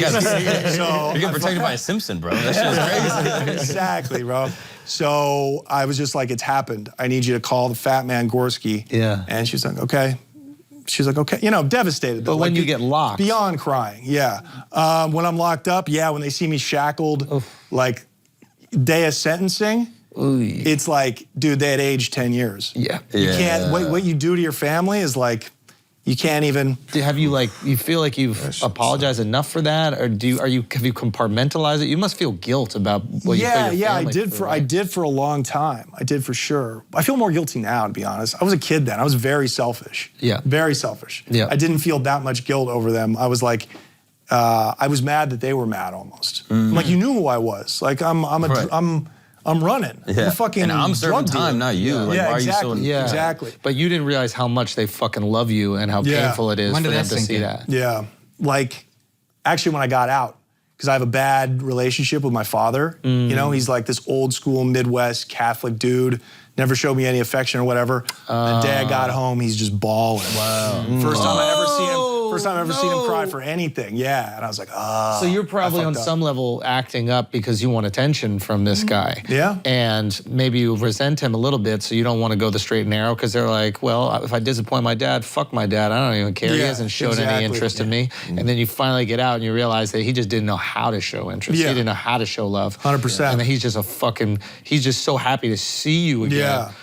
Dude. Are they coming to visit, like, through the glass? No. Well, unless you're in solitary, visitation is, you can be at a table with them, give them a hug. That's how a lot of shit gets through. So when I was locked up, the black dudes had the weed because their baby mamas or wives, they were the ones willing to come pass them balloons through the visiting room. The white dudes, it was meth. Do you ever have to proposition your parents to bring something in? No. I figured maybe Jimmy would say that. No. None of that shit. Nothing. You just ran shit inside, Yeah, exactly. And after he found out, like, I love doing stand-up, he's like, I heard about what you're doing down there. Because I would start killing at these shows. By the way, good audience? the best. Can't offend them. They all murder people. Can't offend them. Yeah, like exactly. I felt that with like NA or AA shows. Like Yeah. a lot of times, first of all, great listeners. Yes. And two, they've been through the most fucked up shit in their own lives. yeah. You're not gonna bother them with like certain words. Exactly. It's the same shit in prison, dude. And also, they're probably bored. They're waiting for some sort of course. entertainment. And you can talk about shit that is super relevant. Yeah. Like it's extremely, like you're using a lingo that they know. Oh, like- it Do was you like, remember your first joke? I do. What I is do. it? Even if it's bad, but yeah, it's it's bad. It's a little racist, but I got a big laugh. So Okay. like, there's this gang in there. yeah. I mean, This is good. This Prison is a good. pretty Hold on, you racist see place. now? You know? Yeah. There's a gang in there called the Black Gorilla Family. Oh wow, yeah. And so I'm in there and I'm like, the Black Gorilla Family? What? They can call themselves monkeys, but we can't? And everybody lost their shit. No! Were you just performing for the whites? No, it was everybody. It was a talent show. It wasn't Really? just me. What It was did they like, do? The racist people. what did the loved guys- it. Yeah. They're like, that's our No, guy. but the black guys love that shit, bro. And Yeah. so people would come up to me and be like, "Hey, trash us." They wanted the attention. Yeah. So you know, like I'd be like, make fun of the Mexicans, like Carlos. Your girl's 8 months pregnant, but you've been in here 2 years. You better Yeah. talk to your cousin or Yeah. whatever, you know? Shit like that, right? But like the guys from that car, were they pissed at all? Like No. they didn't care. No. I was scared to death I would never in a million years like be busting balls with, especially not black guys or anybody who's like I wasn't affiliated with, like outside of that environment. Of course. Which is what a comedian, that's how comedians are. Of course. Yeah. We're usually awkward and we don't make a lot of jokes off stage. But on stage, I was like, oh, this is a freedom. Hold You on know one what I mean? second. This is a risky move. Yeah. Did you have like the approval from anyone over there? Like, what made you feel comfortable doing it? Well, because I started out like trashing, like, you know, like the guards and like doing impressions. And then everybody's and then I would like like dip their, I would like dip my toes into it. You know what I mean? Yeah. But yeah. Now, No, but that was one of the first jokes. It was the fucking black joke. Yeah, it was and just you weren't it was scared a just little ballsy bit, or move. did you see other people also go in and everybody knew that this is just a That performance? wasn't that bad. Yeah, it was just It's a not play that on bad, words. but at the same time, like you're making fun of a group. That have weapons. Yeah. And you're insulting them. They're And a he gang. doesn't have any protection, They're really. not a group, they're a gang. Yeah, they're a gang. Yeah. They're a gang. Yeah. Yeah. Yeah. But Well, if they're you a make- family. Yeah, Black gorilla family. that is But if you I think make it's somebody called- smile I think and it's you called can a ball pack. too, he was cool. Yeah. No, you must have had a good game. This is Mac McClung of prison. Yeah, no, and this I do a joke about that, so I won't make it like punchy, but yeah, the first day, that's where I got my stripes for being a hooper. Yeah. Because the black dudes are running, and I see my fucking 6'6" lanky ass, and they were like, "Get your ass!" up." And I went out, and I was just wet. Yeah. And you run inside, you run in jeans. Most people, you have shorts. Most people play shirtless in jeans. Why? And Converse. It's like playing in 1950. Yeah, but- I don't know. And I think it's because, I honestly think it's because of the funk. Like if some shit jumps off and you got to start fighting and stabbing, Yeah. you don't want to be in shorts. Yeah. Yeah, you want to be in some fucking Levi's, you know? So I was running shirtless in jeans And just I was just splashing. Splashing, bro. It was like Was it a good game even for you? Were you like, it was a good someone's game looking for after me. me? Yeah, I felt like it was divine intervention. Yeah. I started going to church after that. Were you I also was like, how am I going to keep this up? I know, Yeah, this bro. is Linsanity, bro. He like put a whole country on his back. Yeah, no, it was kind of an issue because that was as good as it got. Yeah. You know, I was definitely let down. Like they stopped asking me to play with them. You know, eventually. Yeah. But you were safe at that point, so it was good. Exactly, but that was Yeah. like the tryout to see if I was gonna, you know. Get stabbed. Yeah, or whatever, you know, Yeah. get turned into a lady boy. Yeah. Fucking have them put a mop on my head for a wig, you know. And when you got sent to the minimum, was it like a camp or was it just a... Yeah, it was on the Oregon coast, and it wasn't a camp. There was a little fence around it, but you could hop over that shit if you want. Right. Yeah. So it's People everybody there who's just like, listen, we're just getting over our time. This is no big deal. yeah. You felt no threat. Did you walk over there feeling like the big boss? Absolutely. Like you Absolutely. got to punk out these like white collar crimes? Yeah, I walked in there like, oh, these motherfuckers move. I'm at the spades table now. Yeah. You know? But it was way more chill, right? Spades. Playing like checkers or some shit. Some white shit, bro. Yeah, Monopoly. Yeah. But it was Uno. way more chill, right? Like you didn't have to deal with the constant threat. There's like no lifers. There's no... No, there's no lifers. It's people. Some people getting out, like coming down from doing long bids. Right. You know, some people would go crazy and like escape. Yeah. Because they heard their girls were cheating on them, Yeah, and they got yeah. 8 months left, and then they jump over the fence and run out and hitchhike to go you know, confront their girl and they get caught. Now they got another 2 years to do. Bro, I heard stories of this. I was talking to this kid Ian that said that there would be guys that would run off. He was at a camp for like 6 months, I think. He would run off. They would run off into the woods, hook up with their girl, get McDonald's, get Chick-fil-A, bring it back for the whole car, and then run it back. Yeah. I heard about shit like that. Was that happening at your spot? It might have been. Yeah. But like I wasn't, you know, I don't want to hear about you, you know, running off to the woods, bro. Because some of these old ladies, donkeys, bro. Donkeys. Everybody in prison claims to have the baddest bitch. You wouldn't have got locked up. yeah, bro. Proven. Yeah. I've seen you at the visiting room. Yeah. Do any like potential drug dealers hire you as a consultant? I get DMs almost every day. I would think that happens a lot. Connect. Yeah. I had a dude the other day from Afghanistan. Yeah. He DMs me and he goes, Taliban. hey, I'm a drug dealer from Afghanistan. That's I'm the like, Taliban. The Taliban's dealing. Right. I'm like, you have internet, A, and B, you're the fucking Taliban. Like, there's no, like, you don't sell drugs. You work for the Taliban. Yeah. That's what it is. It's crazy. But So? I get dudes, I mean, even inside, I had people, they would find out what I was into and they were like, All right, how do yo, we do take my this? number. When you touch down, this is where I'm going to be. So do you do consulting? No, I don't do consulting anymore. What no. about for No. movies? Like, I feel like my show is almost consulting. Yeah. You know what I mean? But like, will a studio maybe hire you? They have like a drug movie or a drug show, and they're like, "Hey, are we doing this right?" This often happens with like Navy SEALs. They'll like hire like a Ranger or a Navy SEAL to go, "Hey, do these little what's it called war scenes actually make sense?" Yeah. You never they had usually anybody. hire drug movies are usually based off like a specific person. So they already have that guy. So they usually have that guy. Our shows, like, we're trying to like pitch the show. They got people reaching out. Yeah. But I think the dynamic between you and this Jimmy guy and you and your original father, I think that, and also like you, the loneliness. my original father, I like that. Yeah, like, I mean, he's your biological prison daddy. Yeah, you you're know what I mean? right. Like, no, but I mean that, like, to me, that's really interesting. Like, finally getting this. Listen, there are plenty of movies or plenty of TV shows about drug dealing. There's plenty of about violence. It's what we're drawn to. It's what we have to watch. We can't look away. But what's going to separate the story is not the amount of weight that you push. What's going to separate the story is like your character and like what you went through and how you were able to like have a relationship with this person in a way that maybe you never had with your father. And then that moment coming out with your dad, I don't know, as you were speaking more to like your emotional growth in this like place that could suppress growth completely, that to me is really interesting. Yeah, you're right. It is about the dynamic between me and Jimmy, no question. It's gotta be your growth and at the end of the day. And it's painted, and it's painted in the larger historical backdrop of like a script. The fact that I was one of the last generations of like bootleggers. Yeah, Think about that. That is pretty cool. Yeah. When I think about it like that, I really have no regrets. Yeah. I have no regrets because I got into stand-up, but I have no regrets because it was like the American dream. Because it was the Joseph Kennedy, Teddy Roosevelt dream. Yeah. I was like, I can really get out of this shit, maybe, and be set for life. Yeah. It's like, I got to go for it. Yeah. And people are like, why did you do what you did? I'm like, it was a lick. Yeah. It would just be like if you knew a Brinks truck was dropping off $1 million at a CVS that day and you just had the drop on it. It's 50-50. Yeah. You might have not done it, but I'm not you. When you were looking into that, I think the mansion that you were going to buy in Colombia. But then you were hooking up with dude's wife.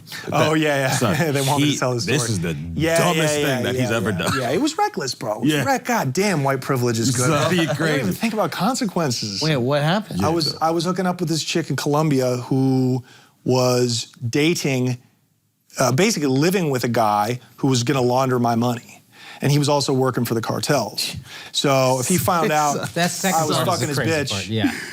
You deserve to be locked That's up. what I'm saying. So that was the dumbest thing he could have done. Yeah. And I think the only reason why you're alive is because that guy got first. So that guy got. Yeah. Oh, really? Yeah. He got. And that's why we never ended up making the deal. Because he got, got the wet t-shirt contest before we could give him the money The wet to t-shirt contest. invest. You know what I mean? Yeah. Fucking thank God in some way. Yeah, absolutely. Absolutely. Do you like gambling?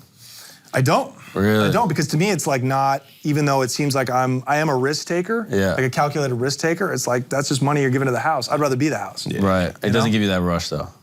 No, not really. Yeah. Not really. Yeah, I don't like gambling. Yeah, that's I'm a cheapskate. I'd rather invest the money. You know what I'm saying? Like I never was fucking off money unless it was on women. Yeah. You know what I mean? Yeah. So the rush is the win. Yeah. There's too many L's with gambling. yeah. Yeah, you just want high stakes win. Yeah, I said women, but yes, yes. No, I'm winning saying too. the win. Oh, yeah, gotcha, Like, yeah. You need the victory, like Yeah. the package arriving. That's where the rush comes. Yeah, yeah. Such a rush, because think about it. Yeah. Think about Even all the now, you're getting excited about it. Yes, yeah, because it's the forces. All the forces of society are against you. yeah, yeah. The laws, Yeah. the will of the people, Yeah. the DEA, the most powerful government in the history of the world. Yeah. And they couldn't stop my fucking package from getting through. How fire is that? yo? This is David Goliath. Let's get back in. Yo, The government don't give a fuck about your package, bro. Shut the YouTube down. Let's get back in the game. Biden's going, we got to get Johnny's 2 kilos. No, of course not. But that's How you got to build it up in your head. Exactly. Yes, Exactly. of course, yes. I think that's smart. Like, yeah.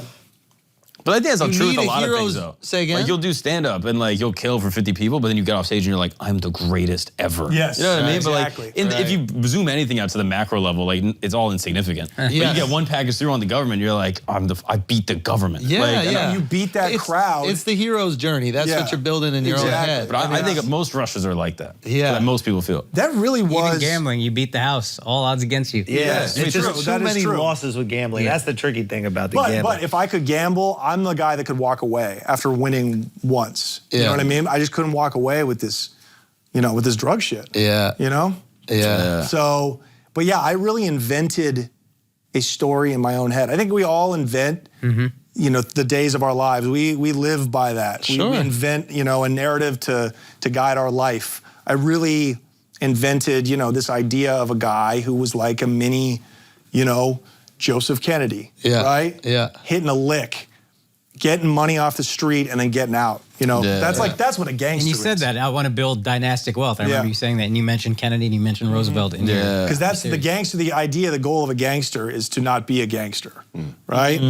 That's what these old school mob guys, they want their kids to Maybe to their be goal doctors. is their kids aren't gangsters. That's exactly. They know they're never exactly. getting out. But that's why, even these New York families now, they got to go to Sicily because they don't have the numbers.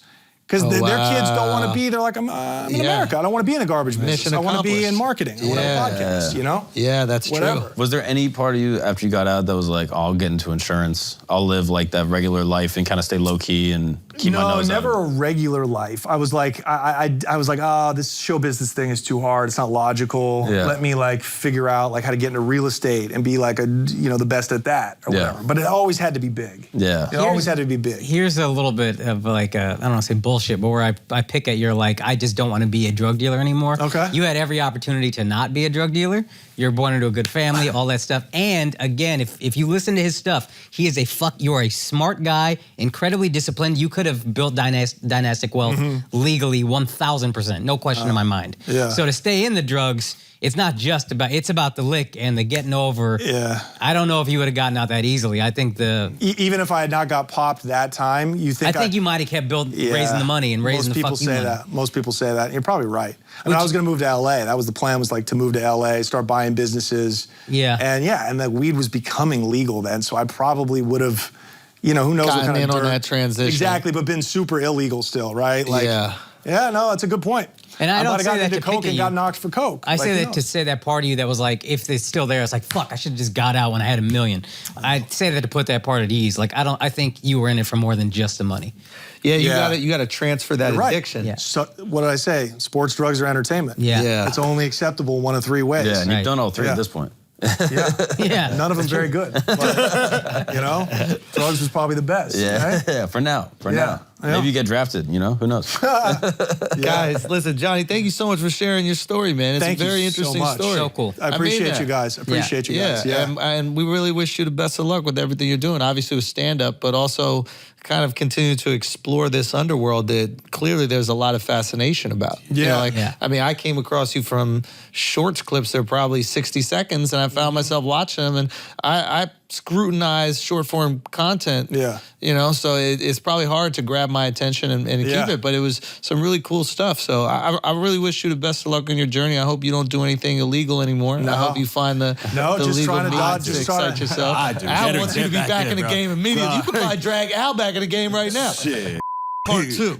I got a number for you, bro. Whatever he's paying you, I'll double. Son, if you went illegal, you would disappoint both your dads. It's fucking terrible. Don't do it. Guys, Johnny Mitchell, make sure you check him out. He's got a YouTube show. Yeah, man. Johnny, you got the Connect, which is the YouTube show. Yep. You also got your stand-up on your personal channel, which is... Johnny Mitchell. You can just put a ton of stand-up there still, all the time. Good. I got a special dropping this year. I think we're in talks with a prison to shoot the stand-up in that'd prison be cool. for the inmates. That'd be cool. So that's in the works. And then let's get those Instagram numbers up, guys. And DM me if you're a bad bitch. No more drug dealer fucking DMs. Yeah, okay? yeah. At Mr. Johnny Mitchell. There you go, man. There you go. Thank you Johnny, so much, take you care, guys. man. Yeah, man. Appreciate you, bro. Thank you.